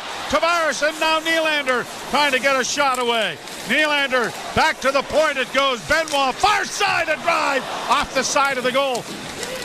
Domi for Lawton to the point. OEL with a wrist shot high and wide, and the rebound on the near boards. Cleared out and down the ice. That's going to roll gingerly over the goal line for an icing call. You know what the Leafs have done here in the third period, Joe? Chip pucks deep and go in after them on the forecheck. That's how they've been able to create some offense. I thought they were very guilty in the first two periods of trying to make plays to get it into the Florida zone. Most of them were broken up. Having said that, the goalie score is off the rush on a bad line change by the Panthers, but the Matthews line, who's out now, have to get something going here, get him on the board. Yarncrook and OEL get the assists on the Domi goal that makes it 3-2. 10:39 to play third period. Draw. Well, the puck wasn't drawn.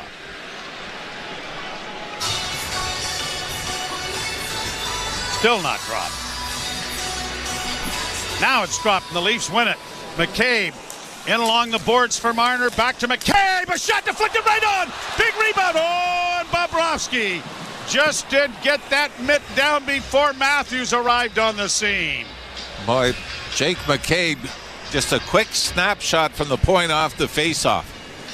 But Matthew Nyes had gone right to the net, deflected the puck. Bobrovsky not only stopped the first one, but was able to get a hold of the rebound as well. It is a 3-2 Florida lead. You're listening to Molson Leaf Hockey on Sportsnet 590, The Fan and the Maple Leafs Radio Network.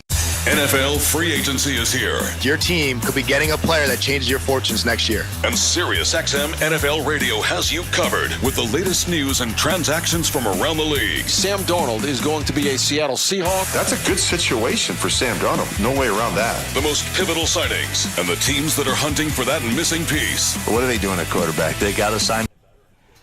What's up, insiders? Let's go. Come on, buds. Let's get one more and get back into it. I'm home. The chorus concert is done. Great job, girls and boys of the chorus. You did fantastic. Now it's time for the buds to get one more goal. Max Domi, stand up, young man. Wow. Dad's in attendance. They keep showing him on the TV camera there. Awesome. Awesome night for Max Domi with the fight, and he's got that goal. Now let's just get one more and get this thing into overtime. Let's get it going. Go, Leafs, go. Don't forget, if you hit that like button yet. Have you? Okay. Hit the like button if you haven't already. Let's go. Come on, buds. Let's get another one. You know, you can finish in an area where you're getting recognized. It's special. But again, the important thing for us is process. Is when we buy into playing the way we need to play, then, you know, we feel comfortable that we'll win more games than not. And then you let the chips fall where they may. The Power Play, weekdays 3 p.m. Eastern on NHL Network Radio, SiriusXM 91 and the SiriusXM app. Join me, Gord Stellick, and Scott Laughlin as we recap the night that was on NHL Morning Skate, weekday mornings at 7 a.m. Eastern on NHL Network Radio, SiriusXM 91. 10 minutes and 31 seconds to play. Third period. Leafs trailing by a score of 3-2. Leafs will come out with some urgency here in the third. An edge and shot, 6-3 Toronto. Plus a couple of goal posts. Tavares won the draw. Faking the shot was OEL as it goes to Riley. He snapped one from a sharp angle. That was caught eye high by Bobrovsky and Lawton. Boy, I like this though from Riley. Bobrovsky is down, sort of hugging the post and that reversed VH that we've talked about. And decides might be a sliver of room there, short side over the shoulder. What is VH? I don't know. You never use the on steak sometimes. No, that's V8. No, that's HP. Brought out at center ice, the Leafs. Lawton brings it right back in again with a pass to Tavares. He can't shoot it. John keeps it in on the boards and into the corner for Lawton. Lawton taken out, but now Riley with a centering pass. And it went all the way to the far boards and caroms down into the Toronto end. Long up to find Riley.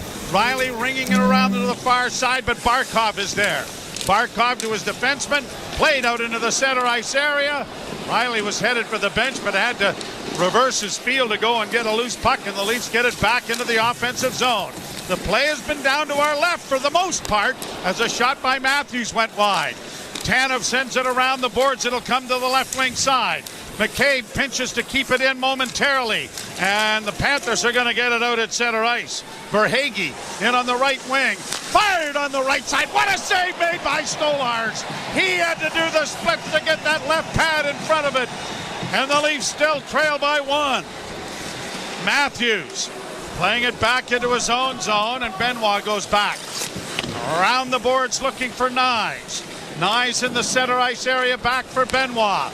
Benoit to center, shoots it in, and takes a healthy run at Evan Rodriguez. The puck kept in by Toronto momentarily, but it comes to center ice. Max Domi, who's got the Leafs within one, sets the puck up and gets it to the line and in. Delayed offside. The Leafs are not paying much attention, but now Rodriguez is able to bring it down into the Toronto zone. Rodriguez stops up, sends it in front of the net off a stick. Domi won't reach it before it's pumped around the boards to the far wing. Calle Järnkrok got it into the air, then lost it, then has it in his skates, then gives it to Morgan Rielly. Rielly will find his defense partner, and Brandon Carlo returns the favor. And now Järnkrok will drop it back, and Rielly finds Carlo, who'll play it off the boards into neutral ice and down into the Florida zone. 8 minutes to play, third period. The Leafs need another one. And across the line is played around back of the net. Tanev chips it to the far boards, and it comes right back from whence it came behind the net. Tanev ties his man up. Puck along the wall, brought back out now, and now Lorenz will muscle it out at center ice. Got it ahead for Pontus Holmberg. Dropped off on the left wing. OEL got a shot away, and blocking that was Kulikov, and he's limping because of it. He's trying to get to the bench, but won't be able to. Played around the boards to the far side, but Nico Sturm is there to get it out at center ice. Jake McCabe gets it down into the offensive end, but had it a little bit too far for him. It comes back to him, but the Panthers are able to free it up. Brought out at center again. Right wing side for Seth Jones. Dropping it back. Jones remains in the offensive zone. Leafs get it freed up for Lawton. Lawton finds his defenseman, and now Carlo will play it in over the line. Nylander couldn't come up with it, and it's sent right back in, but it went off a player at the Leaf bench, so play is stopped. Face-off will be in the face-off circle in front of the Toronto bench. Time, a factor. 6:53 left, third period. Leafs trail by a goal. You're listening to Molson Leaf Hockey on Sportsnet 590, The Fan, and the Maple Leafs Radio Network. The Subaru winter has arrived. The crisp air and negative temperatures mean one thing: camping. Emerge from your icy tent and bask in 4 to 6 hours of sunlight. Enjoy the unmistakable smell of campfire through the glacial wind pummeling your face. Relax by the water, taking in the soothing sounds of thick ice cracking and popping. Get out there in winter like it's summer with standard symmetrical full-time all-wheel drive and advanced safety systems. Visit your local Subaru dealer today. Breaking news coming in from Bet365, where every nail-biting overtime win, breakaway, pick six, three-point shot, underdog win, buzzer beater, shootout, walk-off, and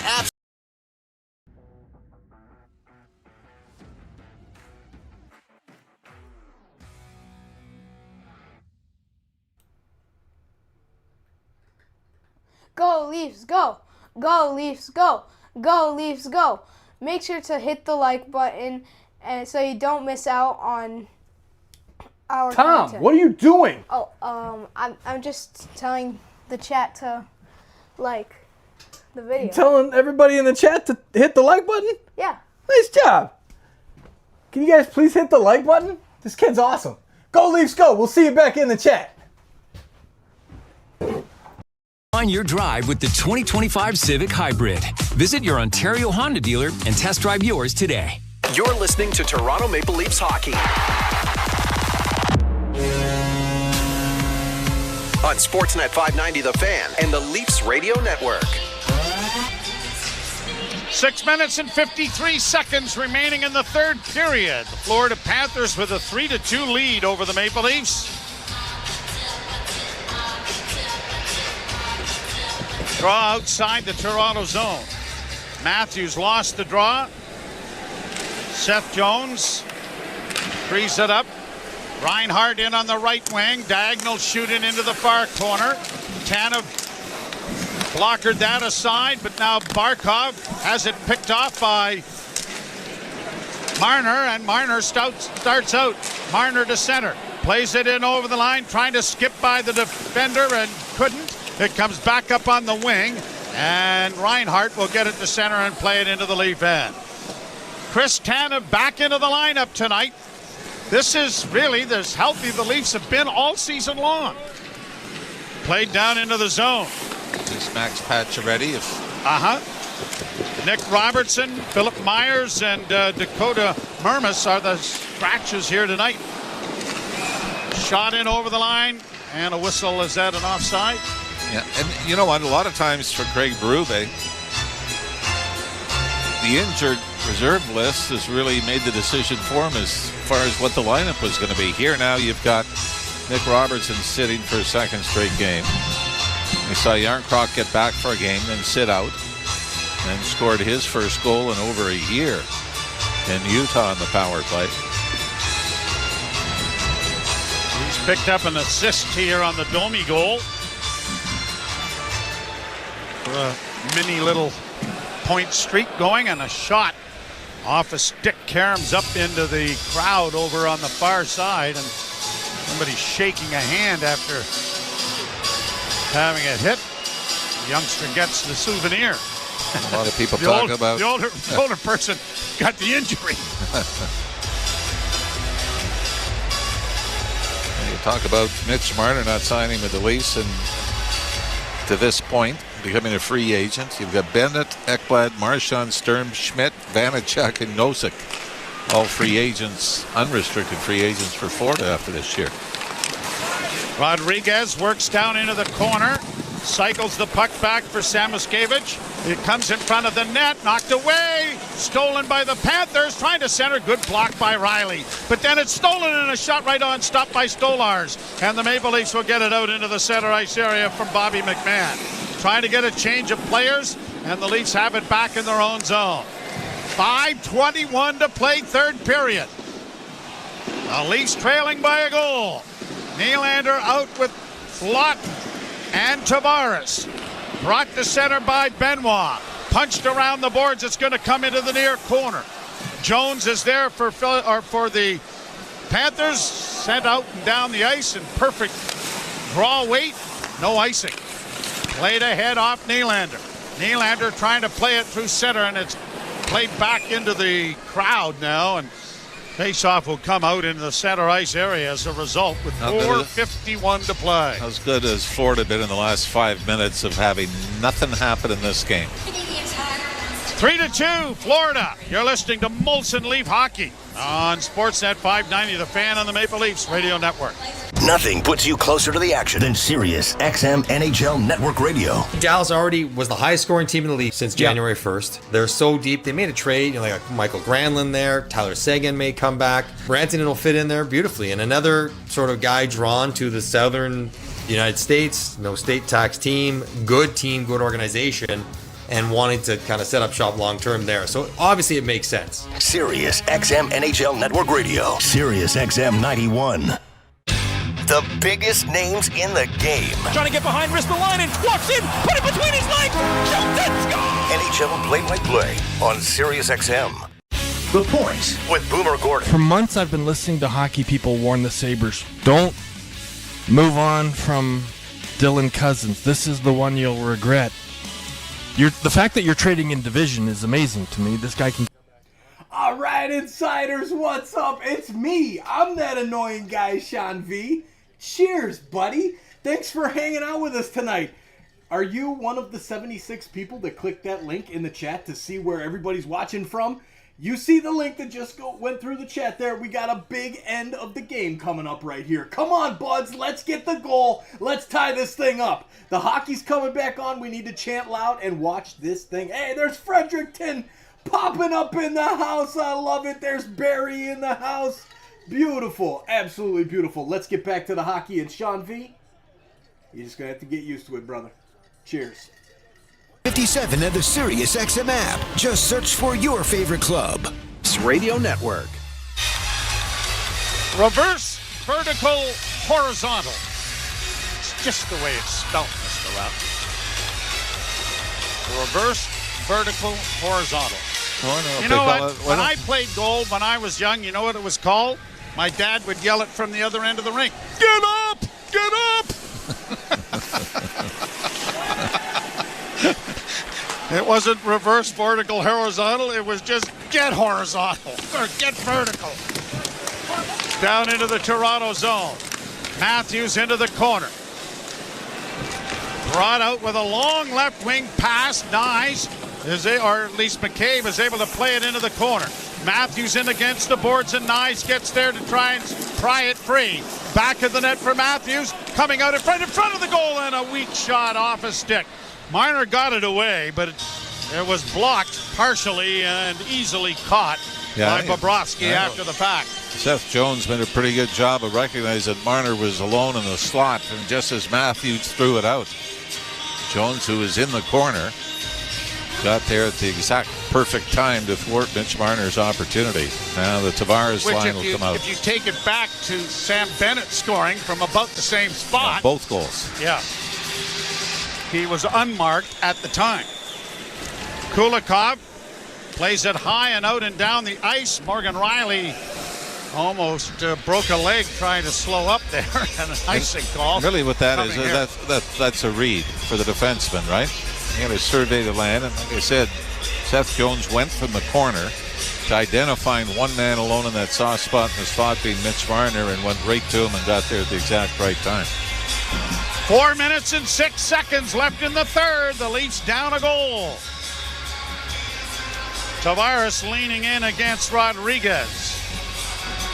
And another warning here. They'll try it again. And Tavares wins the draw to Nylander. Nylander mishandles the puck, and it comes out at center ice.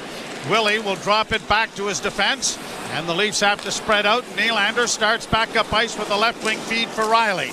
Rung around the boards to the far side. Trapped by Rodriguez, pushed ahead for Sam Bennett. Bennett's going to get it out.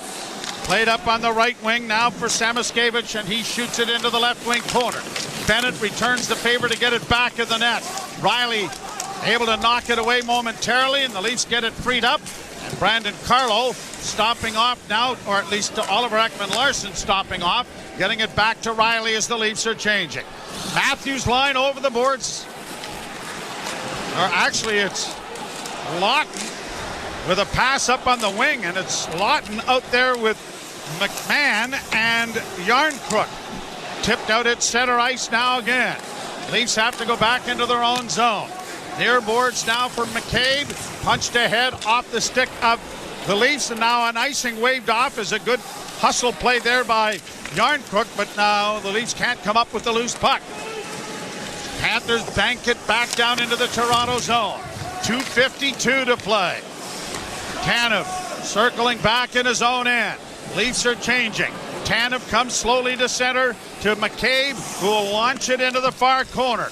Matthews after it but can't get to it. Nylander keeps it in with a weak shot that went wide. OEL down the boards, blocks a clearing attempt. Perks it back in behind the net. Matthews can't get it. Stolarz is edging out of the net with 2:26 to play. Now it's Nyes playing it back of the goal, but it's grabbed off there by Bennett. Stolarz will go back in as it's kept in there by Oliver Ekman-Larsson, but now here the Panthers getting it down into the Toronto zone. Leafs back of the net. Panthers trying to get a change in. Stolarz looking at the bench. Oliver Ekman-Larsson waits for the rest of his mates to change, and when he does, 2 minutes left to go in the third. Brought to center ice. On to Marner. Up on the wing it goes, and now there goes Stolarz to the bench. Extra attacker on, but it's the Panthers who get the puck and out at center ice. Marner will regroup it now with Riley. Up on the wing for Domi. Played down into the corner for Tavares. Tavares takes his man in against the boards. The puck comes free. John didn't see it. Cleared out at center ice. Marner to Riley, waiting for teammates to get onside. Marner gains the zone. Pulls back. On the wing it goes to Nylander, now to Matthews, and he fanned on a shot. Matthews with it again. Works it back to the blue line to Nylander. Nylander to Marner. Marner to Matthews, far corner, a shot. Swallowed up by Bobrovsky and held. Now to the timeout coming from Craig Berube here.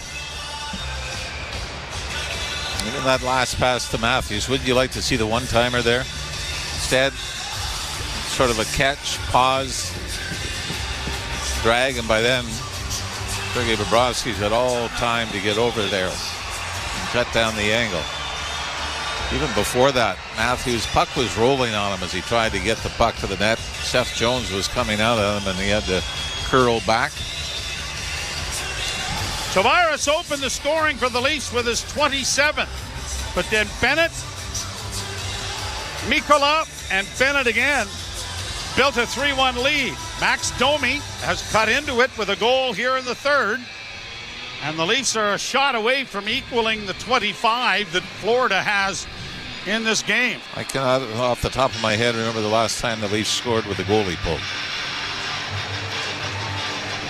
Off the top of my head, the only thing I got there is gray hair. Nothing below it. Nothing between the ears either. Well, yeah.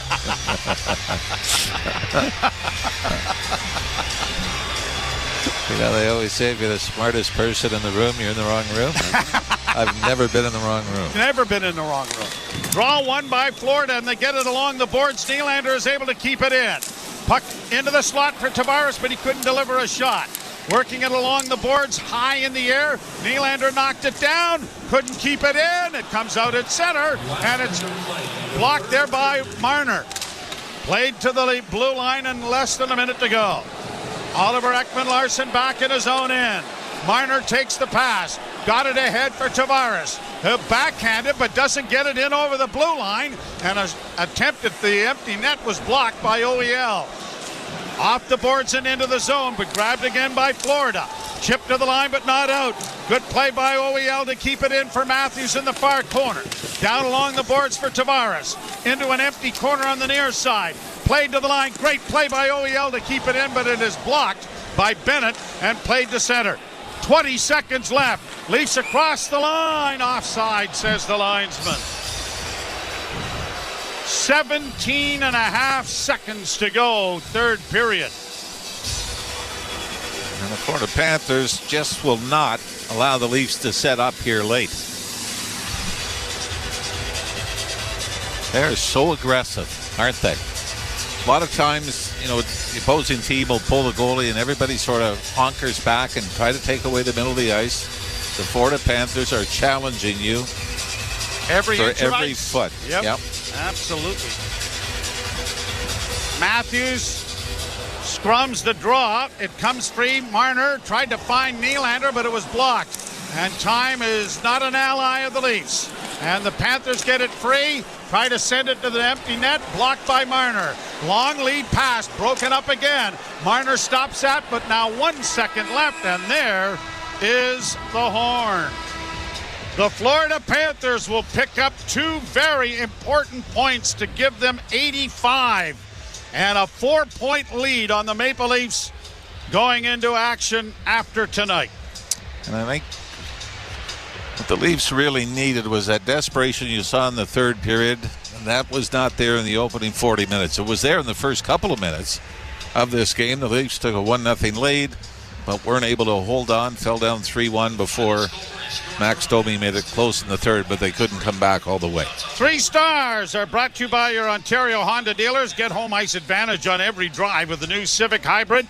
Proudly made in Ontario. Available now at your Ontario Honda dealer. Well, not just because he scored and had a fight, but Max Domi, I thought, Joe, was very noticeable just about every shift he was on the ice. Star number 3 for the Leafs. Star number 2, we'll throw it to Sergei Bobrovsky of the Florida Panthers. He stops 23 out of 25. Probably wants the Domi one back, but was still solid and not giving anything up that would let the Leafs back into this game, and picks up the victory for them. Star number 1. Like we said, we loved him for 2 weeks at the Four Nations tournament. But Sam Bennett, 2 goals on the night, both coming on the power play, including the game winner. Star number 1. The Maple Leafs will remain home. The Ottawa Senators, who are battling to get into the postseason for the first time in a long while. Yeah, and they look like they're there. I mean, they were beating Boston at home tonight. I think they had a 5-point lead on 9th place. So the Ottawa Senators continue to roll. And it's going to be a test. Leafs have lost all 3 games against the Senators so far this season. We will have that action for you beginning at 7 o'clock. We hope that you will join us Saturday night for that. Ailish Forfar and Justin Cuthbert coming your way. The Leafs lose it by a score of 3-2. You're listening to Molson Leaf Hockey on Sportsnet 590, The Fan and the Maple Leafs Radio Network. You've been listening to Molson Leafs Hockey on Sportsnet 590 The Fan and the Leafs Radio Network. There's a Molson with your name on it. It comes around every year. People begin to... All right, Leafs fans, there we have it. Game over, 3-2, final loss. Oh, well. Is what it is. it is what it is. Life continues on. I just wanted to say thank you to all of you for being here. Cheers to every single one of you. I can't list everybody because the list just goes on way too long. I'll be here all night, and we have post-game to listen to. As always, I will put the post-game up and let it run throughout. Maybe I'll put some different graphics on here as well. We'll mess around with that. Cheers, Catman Jess. Glad you liked the new graphics there. Sorry, it said this other phone that I have for the new stuff is likes to. I mean, really, Catman. Nobody really. That autocorrect goes right to Carmen because I always type Carmen. Cheers to Carmen as well. Thanks for rocking it out there in Alberta and cheering on our Leafs, even though tonight we couldn't get it done. There you go. Was Jeremy Comfort says, why does Toronto have their ECHL team all the way down in Cincinnati? Because they have the Marlies in the AHL, and then in the ECHL is the East Coast Hockey League. So it has expanded now. It is further north. Why Cincinnati now? I don't know. It just depends on the agreements with those ECHL franchises. I wish that they would be with the Florida Everblades, who I used to work for when I lived down in Florida and went to FGCU. Speaking of that, FGCU, we're going to be doing an episode here on the channel that is going to be broadcast about filling out the brackets for March Madness for our SickKids Bracket Mania campaign. Make sure you check out the link that's down below. We got our first donation today, and it's going to pop off here soon. I'll send you guys to one of the SEC tournament games that we have going tonight after the post game is finished. So thank you, and let's go. There's Shroom. What's up? We want Tampa. So, you know what, Shroom? I don't know. I don't really want anybody right now because this team is so inconsistent. I don't know what you're going to get from this team right now. That's the biggest problem. Every time we go up against this playoff type competition, we seem to have setbacks. But we'll see. We'll see. There you go, everybody. Go Leafs, go. Make it stop, somebody please, says Cleode Welt. The losing will stop. The Leafs are going to go on a run here. Go Leafs, go. Enjoy postgame. We'll see you all real soon. Suzuki sweeps it. There's a chance. Rebound, Caulfield shoots and scores. NHL play-by-play on SiriusXM. Join me, Scott Laughlin, and Gord Stellick, along with former NHLer Mike Johnson for NHL Morning Skate. Weekday morning, 7 a.m. Eastern on NHL Network Radio, SiriusXM 91.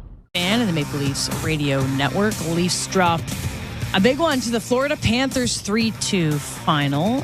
They will play each other 2 more times. So vengeance is within reach, but that was a big 4-point opportunity for the Leafs, who are trailing the Panthers in the standings. And fortunately, they didn't make any ground tonight. Yep, destiny still controlled by the Maple Leafs, at least for now. But that is a costly loss, the old 4-point game. They got 3 of these down the stretch. One is now benefiting the Florida Panthers. As we speak, 4 points back with a lot of hockey still to play. But yeah, it would have been nice to get this one tonight. It sure would have, but they will have a rematch quite soon, as you mentioned. I think that's actually one of our next games that we've got here on the radio. So before we wrap it up and send it to Leafs Talk, we'll take one last look at the NHL scoreboard presented by Bet365. Whatever the moment, it's never ordinary at Bet365. Must be 19 plus, Ontario only. Play responsibly. Visit ConnexOntario.ca. Buoyed by goals from Connor Timmins and Connor Dewar, Pittsburgh Penguins got a 5-3 victory. Weird words. Over the St. Louis Blues. I believe the Flyers have a 4-3 victory over the Lightning in a shootout. So the Maple Leafs only lose 1 point to the Lightning. Okay. Senators get a 6-3 win over the Bruins. Golden Knights win 4-0 over the Columbus Blue Jackets. It's 3-2 late. The Devils leading the Oilers. 1-0 early. Rangers leading the Wild. And still to come tonight, the Capitals are in Los Angeles to tangle with the Kings, and the Sharks will host the Blackhawks. I over-exaggerated that next game is not until April 2nd. But it feels like it's on the It is a game cusp. on our schedule, though. And we do have it. And you have it circled on your calendar. I cannot wait. We'll see if the boys in Leafs Talk will draw any grand conclusions from tonight's loss to the Florida Panthers. Our next Sportsnet 590 The Fan Molson Leafs hockey broadcast is actually next Monday night against the Flames. It's a 7:30 puck drop, so we'll be live on the air at 7 o'clock. Looking forward to that. We will send it to Leafs Talk with JD Bunkis and Sam McKee. Thanks for listening to Sportsnet 590 The Fan and Maple Leafs Radio Network.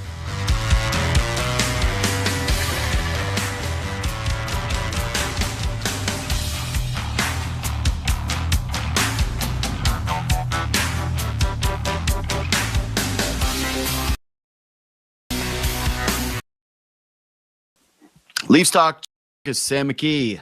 I was saying today, Bud, that I thought tonight was the biggest regular season game for the Leafs since they played the Penguins. You had to work. You couldn't meet me at the bar that night. And Curtis McElhinney backstopped Toronto to a playoff spot in the first year of Matthews to go face the Washington Capitals. Now that this game's over, does it feel as big to you? Like, they do have two more, and it's the biggest one until the next couple. But did this one feel huge to you? Do you want to inside baseball peek into my night that night with Curtis McElhinney night, where I was producing the third or fourth game of the year for the Toronto Blue Jays, and I was watching the Leafs game on the TV, and Mike Wilner came into the behind the glass. He's like, "Guys, I really need you focusing on the Jays game tonight." I was like, "Yeah, for sure, Mike. Definitely gonna be focusing on the 8th game of the year, buddy. Biggest Leafs regular season game my whole life." Anyways, so there you go. That was a peek inside baseball on that one. But yeah. Definitely one of the bigger regular season games in a really long time, and felt very, very, very, very discouraging. Just very hurtful to my Leaf fan heart in watching this, where getting excited, having no game since when they play last. They played Monday against Utah. They come back from this trip. You have 3 full days to really pump yourself up for a big Atlantic Division clash. And then it just looks like every game they ever play against the Panthers, where Bennett's on the doorstep whacking them in 16 and 34, don't get between the hash marks except for one break on a power play, and they just don't generate anything. So discouraging. Hurtful. So you and I always have the joke of like becoming sports perverts, where we've seen so much that it's like, you got to be real kinky stuff. Oh, yeah. I need to get down and dirty, brother. Yeah. And I woke up this morning excited for this game. Like, Same. I had two days in a row where I woke up and I was like, is today that game? And today was that. And I was really excited for it all day long. I wanted to see how the Leafs matched up. And the first 5 minutes of this hockey game, they came out flying, buddy. Mm-hmm. They were incredible. They score a goal. It's on a beautiful pass from William Nylander to John Tavares. I'm having thoughts to myself like, same kind of stuff as always with Tavares, where it's like he's not a line driver anymore, but you put him in that spot, big goal scorer, gets one in. Max Domi, seconds later, one of the biggest hits of the entire season, open ice, just cleans Verhaeghe's clock, and then fills in, no other way to put it, absolutely fills in Nate Schmidt, embarrasses him. Like, looks like Zdeno Chara, looks like prime Anthony Stewart in the French league, just controlling a guy in mitts and landing bombs. Oh my God. Gorgeous, right? He gives the Hulk Hogan to the crowd. And I thought, Bud, Toronto takes a lot of flack for bad crowds. It was jumping in there.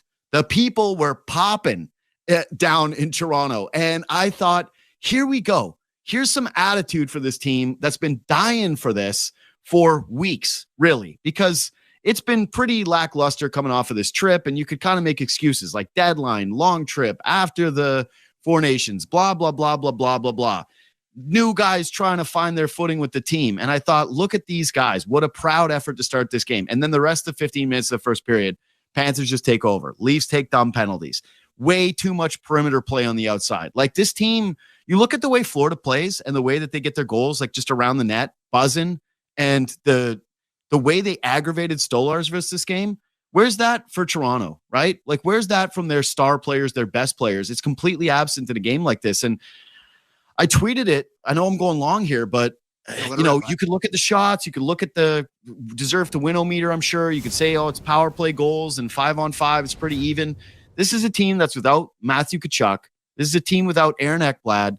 This is a team that's going to work Brad Marchand into the mix, like still a guy that plays for Team Canada in this league and brings that edge that Florida played with tonight. And the Leafs flat out just like they were the second best team. You can tell me you thought it was close. You can tell me that Toronto had a good push in the third and a good start. But ultimately, Florida was the better team tonight without 3 cogs to the team moving forward. Yeah. Nothing I can disagree with there. I really, really thought that it was an incredible, incredible moment with Max Domi. I mean, he had to be dreaming, like he's really not going to pick his head up here, there in that part of the ice. Like I'm really going to get to do this. And he just wallpapers him as hard as you can hit. Like you said, beats the crap out of Nate Schmidt. Yeah. And the magician. Yeah. And it's just really sucks that the Panthers were the ones that responded off that energy, right? Like it's just, they respond to that way better. They have 3 or 4 shifts after that where they respond. They're the better team. And it's just, that's that team's identity where when the stuff kind of gets greasy, when the stuff kind of gets, physical, they're the team that responds better. They're the team that plays harder. And that's what happens. And it just, the crowd was great for the moment right after. They're all up on their feet, but then it gets pretty quiet again. There's not a ton of goal leaf go. Like it's just, and I don't necessarily even blame them. Like they kind of know what's coming here. And I want to be excited about the upcoming playoffs. I want to be encouraging that it's a different coaching staff. They have better goaltending. They have, a Chris Tanev and Jake McCabe pair. And I thought Chris Tanev was himself tonight. He looked good. He didn't look like he was hurt. No, but ultimately, Bud, I was worried they rushed him back. But ultimately, Bud, all that matters is the Stars performing. And you can talk about the goal 3 minutes into the game when before the Panthers settle into it. It's a great goal by Nylander passing it over to Tavares. He hammers it home. But the Stars just aren't good enough in these games, man. No. And again tonight, where outside of the power play and 6-on-5, did you notice Mitch Marner once? No, I didn't think it was a very good Mitch Marner game. And like, I'll tell you right now, dude, to this point about the Stars, like the great dichotomy here for me is just like, again, the way that Florida is trying to generate offense. And like, I know, again, their power play, right? They're scoring on the power play, but it's guys that are just nasty in front of the net and are constantly going to those areas. Like Sam Bennett tonight just put the Leafs in his pocket. And I thought, he's not just in your head from like the way that he plays standpoint, but it's just, he's relentless with the areas of the ice that he's trying to go to. Doesn't take shifts off and finds his way into those spots. He's just such a gamer. And he did it for Team Canada and he did it for Florida tonight. But like the difference between the two teams to me so much is just Florida gets to those spots routinely. Yeah. And Toronto's entire game with their Stars, even when it was 6-on-5, I thought that was one of the things that frustrated me the most, right? Is like, what was one of the things that we really liked about the power play when they moved Matthew Knies there, right? It was that Marner was at the top, but they were crashing the front of the net, and Knies was tipping pucks, and Tavares was banging in front of the net. And it didn't feel like, hey, it's just Matthews and Nylander from the wings taking bad angle shots that they're hoping find a way into the net. Got to be absolute snipes to get there, right? Look at the 6-on-5. Like if you're a fan and you've got this game recorded, because I don't think that we clipped the entire shift, but it's just all perimeter, man. There's no one going hard in front of the net. There's no puck battles in the crease. The goalie's totally comfortable. Bobrovsky can see everything. And it's just, again, Toronto Stars kind of on the outside looking to try to pick shots. And it's just not good enough, man. Like they didn't even gain the zone for the last 50 seconds.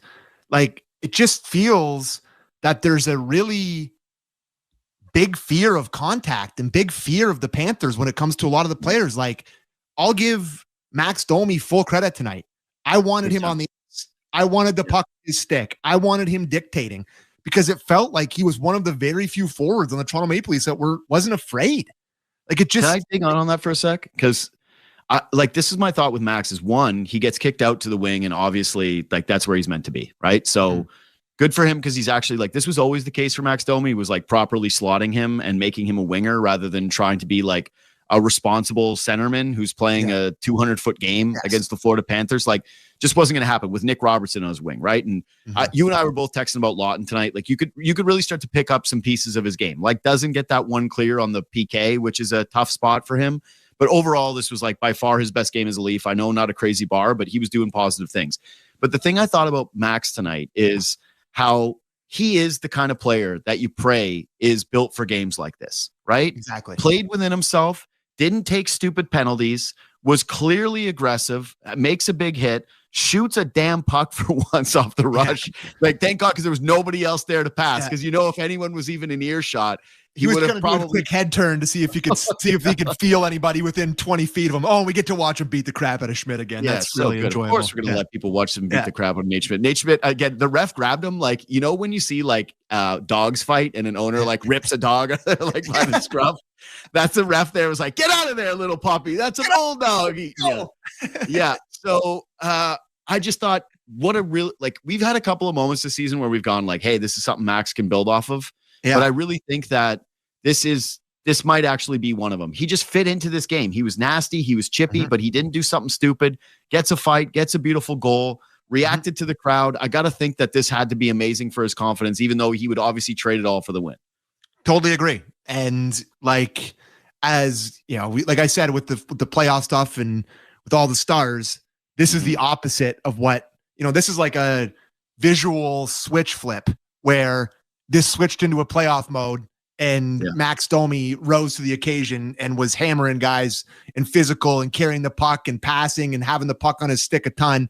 He scores a goal and then the other guys go away. So, that's not exactly, you'd probably take it the other way around. You would if you were forecasting it, but yeah, nice game for Max. Really nice game. So we touched on the stars.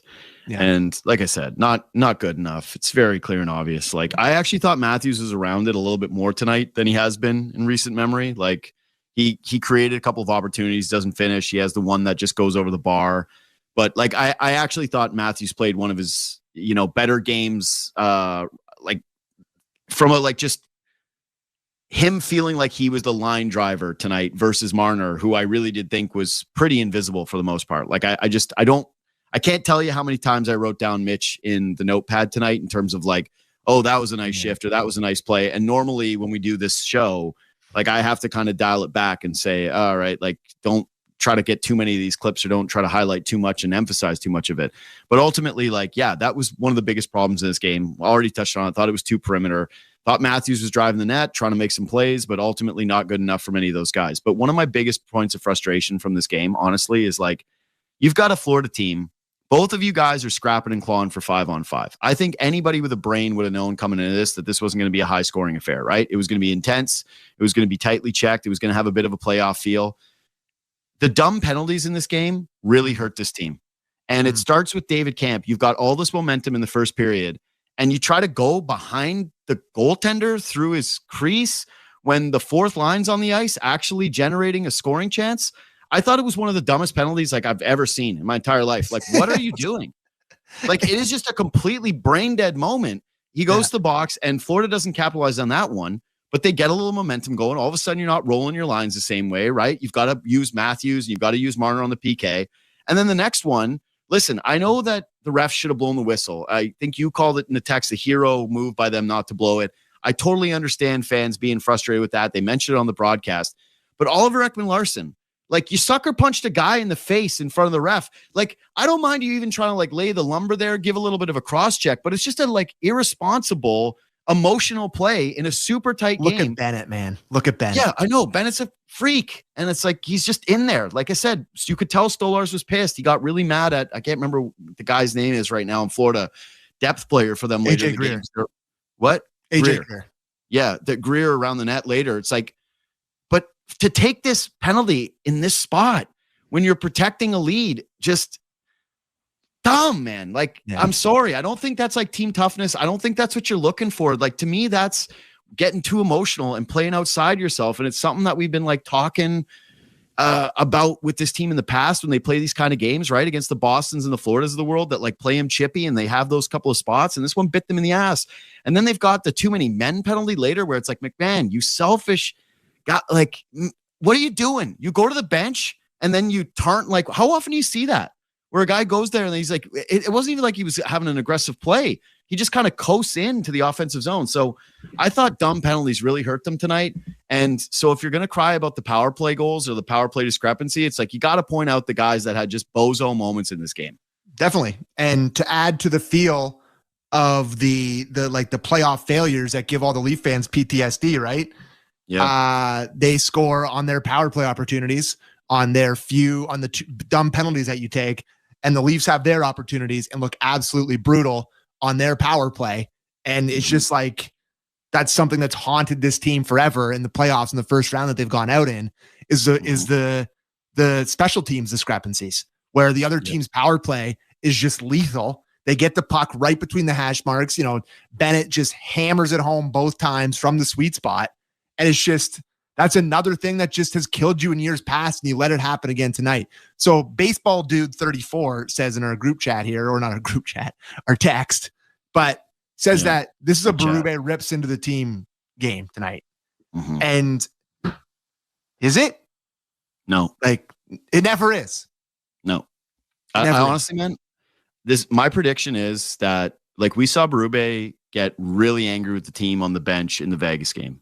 Like, he tore into them. He was like doing the wake up. He's screaming his head off, furious that they're leaving Stolarz out hanging to dry.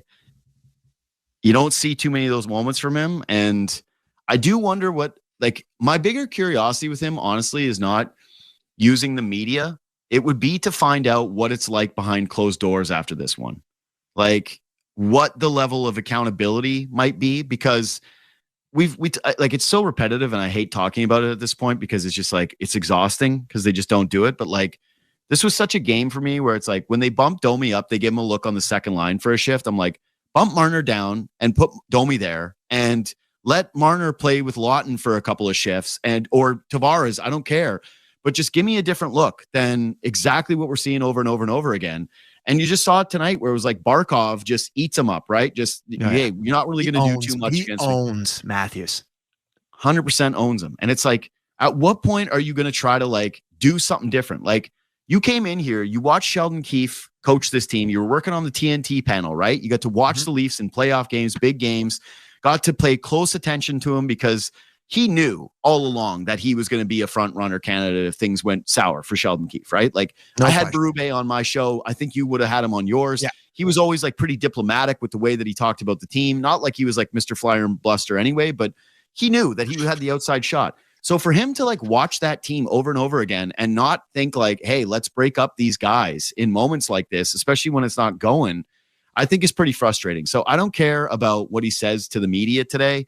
Like, of course, would I prefer it? Yeah, because it makes my job easier. I think it makes it more interesting. And it does take a bit of a temperature of where the team is at and him trying to use a different tool to motivate these guys. Yeah. But I want to see it more in terms of like practical application with this group and see them genuinely respond when they play Florida in the next game. See a team that looks heavier, see a team that is more Craig Berube hockey, which is like get to the dangerous areas and be aggressive on the forecheck, because I just don't think that's who they were tonight. I thought they were a Sheldon Keefe team with the top guys disappearing, playing on the perimeter, and then just getting outworked on the power play. I would just love to hear him say, we need more from our captain. Like, you haven't had, he needs a defibrillator. That doesn't happen here. It happens everywhere else. He needs a absolute wake-up call, man. He needs a cold splash of water in the face. He needs something. And like, running him out there for 21 minutes every shift with his best buddy, it's not the wake-up call that he needs right now, because like they're just maybe not going anywhere anyway, so maybe it's all moot point, but him looking like this, it's just not gonna work. He's the highest player. You didn't like him tonight? Because I did. I thought Matthews was better tonight. He had 3 shots and he carried the puck a little bit. He's the highest paid player in the league. Yeah, it's the biggest 100%. Game of the year. Shoot one in the net. Like, sure, he's maybe a bit more noticeable, but like they don't pay him the most in the league to be noticeable. They pay him to be correct. They pay him to be undeniable, and he hasn't been undeniable. He has 1 5-on-5 goal in the last 16 games. Well, that's the thing. This team can't score 5-on-5. Like, they're just not threatening. Well, yeah, because the best 5-on-5 goal scorer on planet Earth isn't that anymore. Yeah, that's a big or anywhere close to it. Not even close. It's like, he leads the league in assists over the past, arbitrary number. Yeah, he plays with great players. He gets to play in the power play. Like, it's just, somebody needs to wake this guy up, man. I don't know. Maybe he's banged up. Then don't play. I don't know. Yeah. Get ready for the postseason. I'm so sick of talking about it. Like, it's for sure. But I just like, I don't know. I've had so many people send me like their theories, right? Because I've been doing it over and over and over again. And like, some of them I think are like, it's everything from like, everybody knows. It's like there's been 55 different theories that are out there, many of which I think are like huge reaches. Of course, they're all well, it's crazy to me even what like some people will try to theorize with this stuff again because it drives you crazy. But yeah, I just think that ultimately, this is supposed to be about accountability, so make them accountable. And I just think honestly, from just a strategic standpoint too, like the Marner Matthews thing has been tried so much, and then like you see it again in a big night like this, and it doesn't really have an impact, and you just go, okay, well then like when? It's just because there's so many bad memories, bud. There's so many bad memories. And every time you get into one of these games and it's tight and nothing happens, you can't help but look back on all the bad things and all the times it's failed. Yeah. And it's just like these big games, like this Panthers, those jerseys, those players, they just own this team. And like they said that they were 11-1-1 in these games at home. Like they said that stat to me. And I was like, it was the most mind-blowing stat of all time. Like, I guess they just maybe win the early season ones or whatever when they sucked a couple of years ago when they weren't this version of the Florida Panthers. I don't know what it is, but it's just there's no team in the league I have less confidence against. Like, I want to believe, buddy. There's nothing I want more as a fan for the city, for the fans of this team, for them to go deep. But in what world is the Toronto Maple Leafs beating that team 4-7? Well, like I said, what world? They're missing 3 huge guys too. Like, I just imagine that. I want to get there. I just can't, dude. I can't. Sure, but get just there. try to imagine that game tonight. But Matthew Tkachuk is out there and Brad Marchand's out there. Like again, your goaltender was losing his mind. You're taking that dumb penalty OAL because you're trying to protect him. They almost took another one, like I said, when Greer was around the net. Try to envision what that game is like if those two, like not just pests, but Team USA, Team Canada forwards, are on the ice doing their damn thing in games that matter, and they've got one of their better defensemen back, who's going to be back. What I think it's like game 2 of the playoffs. He's going to get to return. Going to 18-game rest to work on cardio and and skills, and he gets to be in the gym. Like, dude, not only sure he'll come out terrible. I was thinking with him too. Like, he's had injury history. Yes. He pushed it. You removed him from getting hurt. Obviously, they'd rather have him for this run to try to finish first in the division, but it's like, he's not going to be there. I don't know, man. It's tough. Like, Ottawa's red hot right now. Tampa's hot. Florida's playing good. I know they blew the game against Boston yesterday, but like I watched that game, that whole Boston Panthers game. Couple softies from Bobrovsky.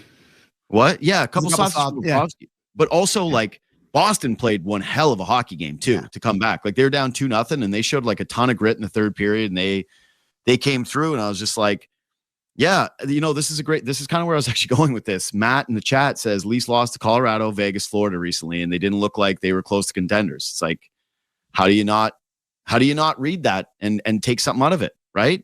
Like, I don't know how you sit with that and say, this is just 2 straight Leafs talks where I'm just sad. Yeah, like I just, you watch that Colorado game, and it was on the day of the Mitch Marner stuff came out, and we were coming in here. It's like, I want to come in here and have fun conversations about my favorite team playing well, and not like the Sens are coming in on, I don't know, they were winning the last time I looked. I don't know if they finished Saturday. Yeah. I don't know if they Sens were up 4-2. They were up when the last time I looked. They ended up winning 6-3 over the Bruins. They're red hot. They're coming into Toronto on Saturday night, ready to prove something. Leafs not playing great. This is this has the potential to be a real bad stretch for the Leafs. And then they've got Calgary, who's dying for a postseason spot. Like, they'll beat Calgary at home. That's the type of game they can win. You know what I really don't want though, man, is like one of the things that made tonight so big, and because people probably heard me say like it's the biggest regular season game since the Pittsburgh game, and they're like, oh, JD overreacting, and like, I get it, whatever. I'm sure we've had lots of times where people have said this is a big game, this is a huge game, and then like ultimately, you kind of forget about it. But this one was big just in the context of like what these standings are and what they represent for Toronto is not just like avoiding the matchup, it's actually winning something. Like, I know that sounds stupid, but for this franchise, such a great point. Winning a thing like winning the Atlantic, and for a group that has had year over year where they've just been like out of the mix, do you really want to see the Leafs? Like, if you're trying to think about this thing as Groundhog Day, right? Like, and break it up as to what's different, and we've done the what's different with the group. Do you really want the last like 2-3 weeks of the season where Toronto just actually doesn't really have a shot at winning the division? Like where they're back to the same thing where they're playing for home ice in the Atlantic playoff round against Tampa Bay. Sick. Yeah. Like you think that's going to keep these guys engaged the same way that a chase for that run would be? You think that there would be zero mental impact for that group to finish first in the Atlantic and finish hot to the season and feel like they're rolling in the playoffs with like some real momentum and getting to face something different than one of the three groups that they've played over and over and over again in the playoffs? Like, yeah, I've seen a lot of this stuff about like how you don't want to face Columbus or Ottawa or like, you know, even Montreal or whatever, because like the embarrassment factor. But Leafs have at least been there a bunch of times. Those teams haven't. You feel way more confident against those groups than you do against Tampa and Vegas, or sorry, and Florida. I do. I'll never believe literally anyone. So, well, yeah. I joked about this on my show today where people are like, "Oh, I'm afraid of the embarrassment." Though I'm like, you really still worry about embarrassment as a Leafs fan?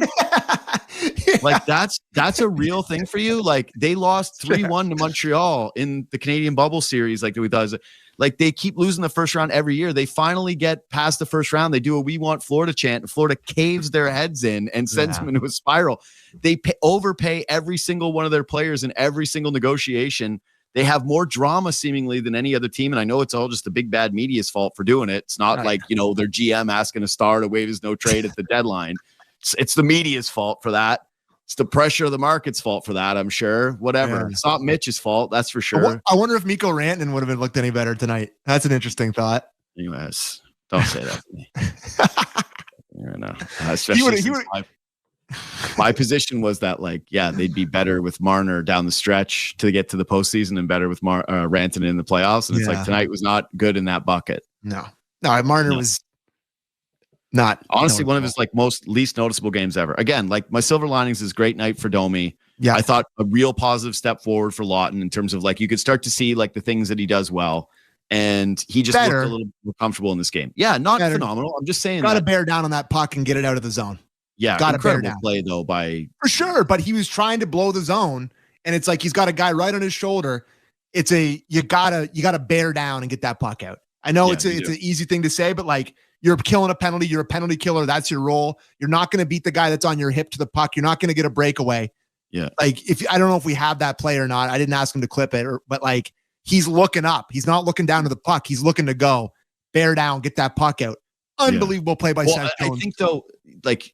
I hear what you're saying. Yeah. But I also kind of understand that he is kind of looking to go there because he's like, holy crap, Jones is on his contribute. Yeah, he's on his back and I'm horned up to try to do something here. Like, I actually think that if you're asking me what's the priority there to like chip it out or to try to make a play where you can create an odd man rush when you're down in a hockey game and like try to go score a shorty. I don't mind that one as much. My biggest penalty kill gripe tonight, honestly, was again Matthews. Like the play that he makes, just sort of like standing and watching as Florida breaks in for their first power play goal. I went, what is it you say you do here on this? Yeah. Like, can we pull up the first power play goal? Like, it's just like he's floating in the middle of the zone. He's at the hash and he's just lazy stick play. Boom, it gets over. Man beats him. And he does the like sky up because he knows it's his fault. Like, yeah, it's tough.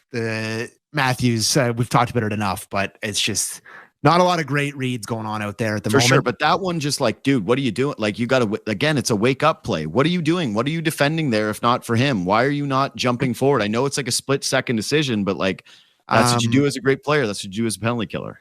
By the way, is there anything that we were more right about than how good Seth Jones looks? Dude, I was going to it next. Oh my God. Like, it's back. Oh yeah, he's back. It's just like, it's the guy that you and me said was like the best player in the league for a couple years in Columbus. Like, he's back. Yeah. Rangy. I texted you though. I was like, I'm hoping that my only cope was that Werenski's so good. Yeah. that maybe it was Werenski carrying it all along and that Jones was just always a fraud. And then I watched tonight and I'm like, oh yeah, the big, huge guy who's super engaged, who's like, can move the puck. And yeah. And you saw him with Masters in the intermission. He's like, it's so nice to be here because they're winning. Like, it's coming here. And I just, they're embracing. It's like, oh my God. Mm-hmm. And he's just huge out there. And he's got a great offensive mind, snaps pucks towards the net, good gap control, like rangy. Like, he's awesome. I was afraid of him. Me too. Like, how much did he end up playing tonight? He felt like he was out there half the game. Yeah, that's always a good sign is when you think like a guy's on the ice a ton. And that was definitely I thought he led their team in terms of that feeling tonight, him and Bennett, of just like he's back out there. He's doing it again. He didn't get an assist on that play, eh? Oh. I guess it went back down below the draw. So he ended up as a -1 tonight, which is funny, but he played 27-57 tonight. Yeah. Yeah, I think they'll take 27-57. I think he'll take the game that he had tonight very fit. Like he's not worried about that -1. He's like that's a for the people who say plus minus doesn't matter at all stat. That's a big win for them. Yeah, like it's a good plus minus stat night. All right, rapid fire time. Or you got anything else big from this game? No, nothing else big, I don't think. Just that it was nice to see. I mentioned it quickly, but Tanev back and looking like himself. I guess that's a bit of hope for the Leafs. I'll tell you this though, too. I feel like I'm in the time is a flat circle takes here with some of this stuff, but I thought Tanev was good, but tonight was like I'm just going to be scared of Benoit. Benoit draws a penalty, like great play by him, outskates Bennett, tired at the end of a shift, draws a penalty. Benoit just overall though, like in his own zone when they're dumping in pucks and he's got to make decisions, it's just scary. And then it's unfortunate, but you feel the same way with Morgan Rielly. Like you and I were texting, there's one moment in this game where Morgan Rielly has time and space and he just fires a puck down the ices it. And I'm like, he does that a lot. And just some of the turnovers, he gets beat wide a couple of times in this game. You don't feel comfortable about him like boxing out these Panthers in front of the net or being able to keep them away from their spots. It's just, again, it's only 3 games into Carlo, but the idea that this was like going to fix Morgan Rielly is like that stock is down. Like that stock would have seen a little bit of a like jump, right? With Carlo, with his addition, people are like, ooh, buy Rielly stock now. You can still get it for a decent price. And it's like, I think it's the market has corrected and it's back to where the expectation. Like I just didn't think he had a good game tonight. Flat out. Didn't think Rielly was good. Agree. Agree. It's just every night, man. Yeah. It's every night. And you look ahead to this offseason and you look ahead to if this potentially ends earlier than we all want it to. I think a big part of what this will look differently may include him. So we'll see. He may not waive. He may, he's every single contract they gave out has a full no move. So maybe that doesn't matter, but it's part of the problem. So yeah. Jacoby Mans in the chat says Bennett will look good in Leafs jersey. Jacoby Mans. For $11 million that he's going to get this offseason. Is he going to look good for that? So all I can think of with the Sam Bennett thing is like, so if Marner walks, he's clearly the number 1 target for the team, right? Like you'd rather have him than Ehlers. Like, sure. Like, it's like Marner. No, you'd rather have Bennett than Ehlers. I'm saying like out of the top targets that are left over now that Rantanen's off the board. Yeah. For free agents, if Toronto goes into free agency with a bunch of cap space and the ability to like actually flex around. Yeah. Yeah, splash around. Then obviously Bennett becomes the number 1 target for the team. And I would think that they would actually try to convince Brad Marchand to come play for them too.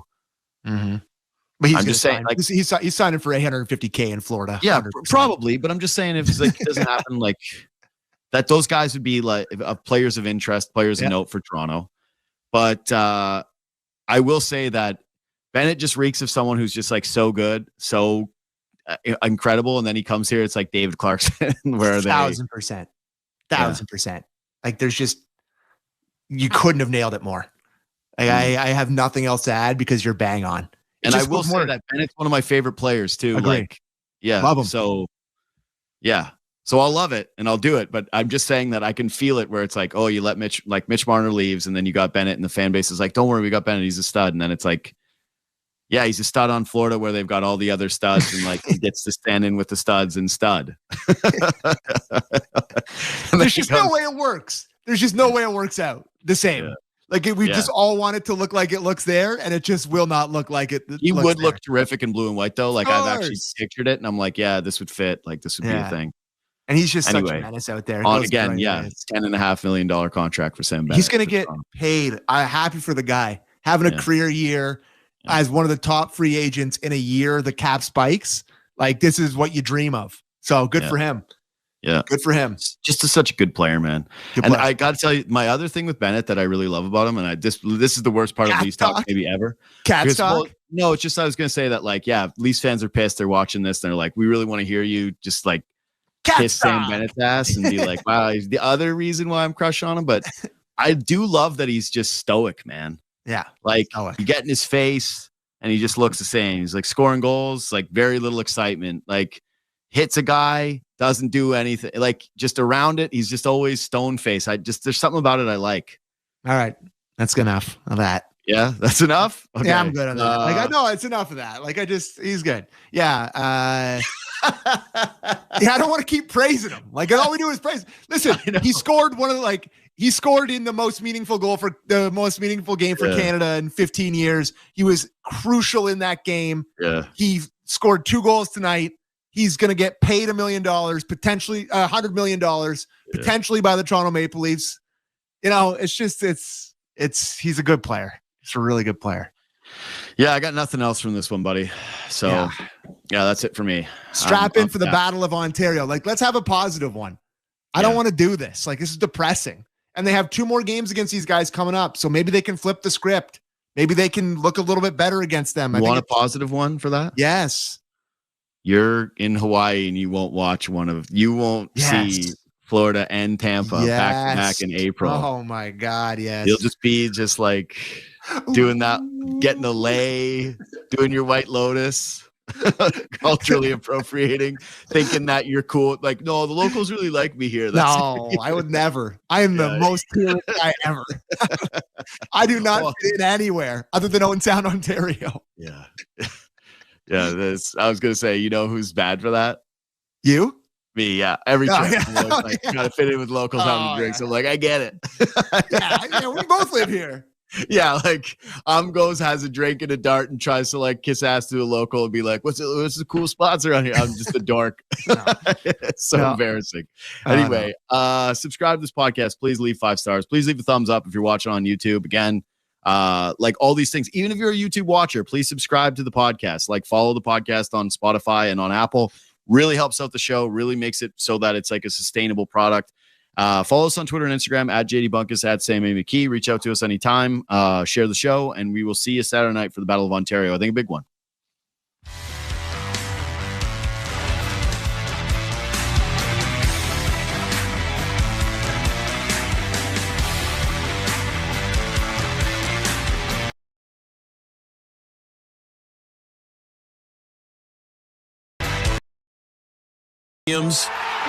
For the coziest holes in the wall.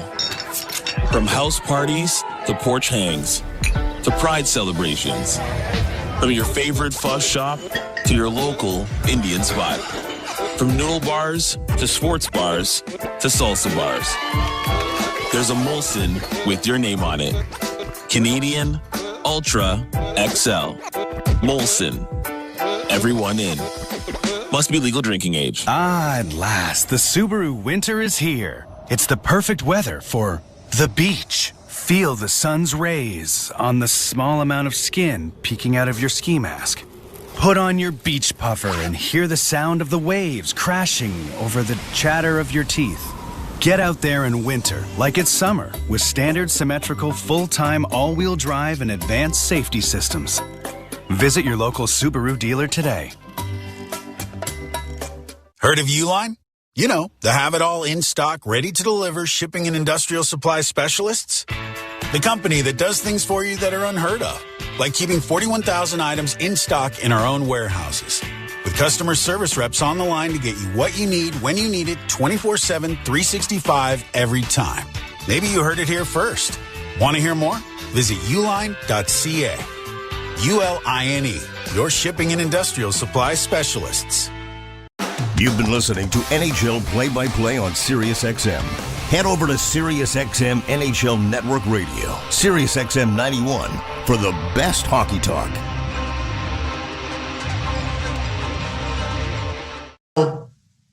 In the movie business, I make this point in the documentary. One of the things that keeps an audience engaged is if the clock is ticking. You know, find the person that's been kidnapped, disable the bomb, stop the terrorists, get to the stage on time so you can get up and do your stand-up comedy when the audience is waiting. The ticking clock makes people realize we don't have time to screw around. We got to fix this and do it right now. So that was, in many ways, as miserable it was for, and particularly with my team, because I had a great team, but they did the heavy lifting, because in essence, we had to do everything on handshakes. You're not going to get everything documented, but you're talking about the most honorable parties on earth, the mayor, Fox, Liberty Media. When they shake your hand, it's gold. And so we got it all done, and here we are. What was it like this is 1997, so no e-transfers. What was it like to tell the Rangers, to quote a song, to take this and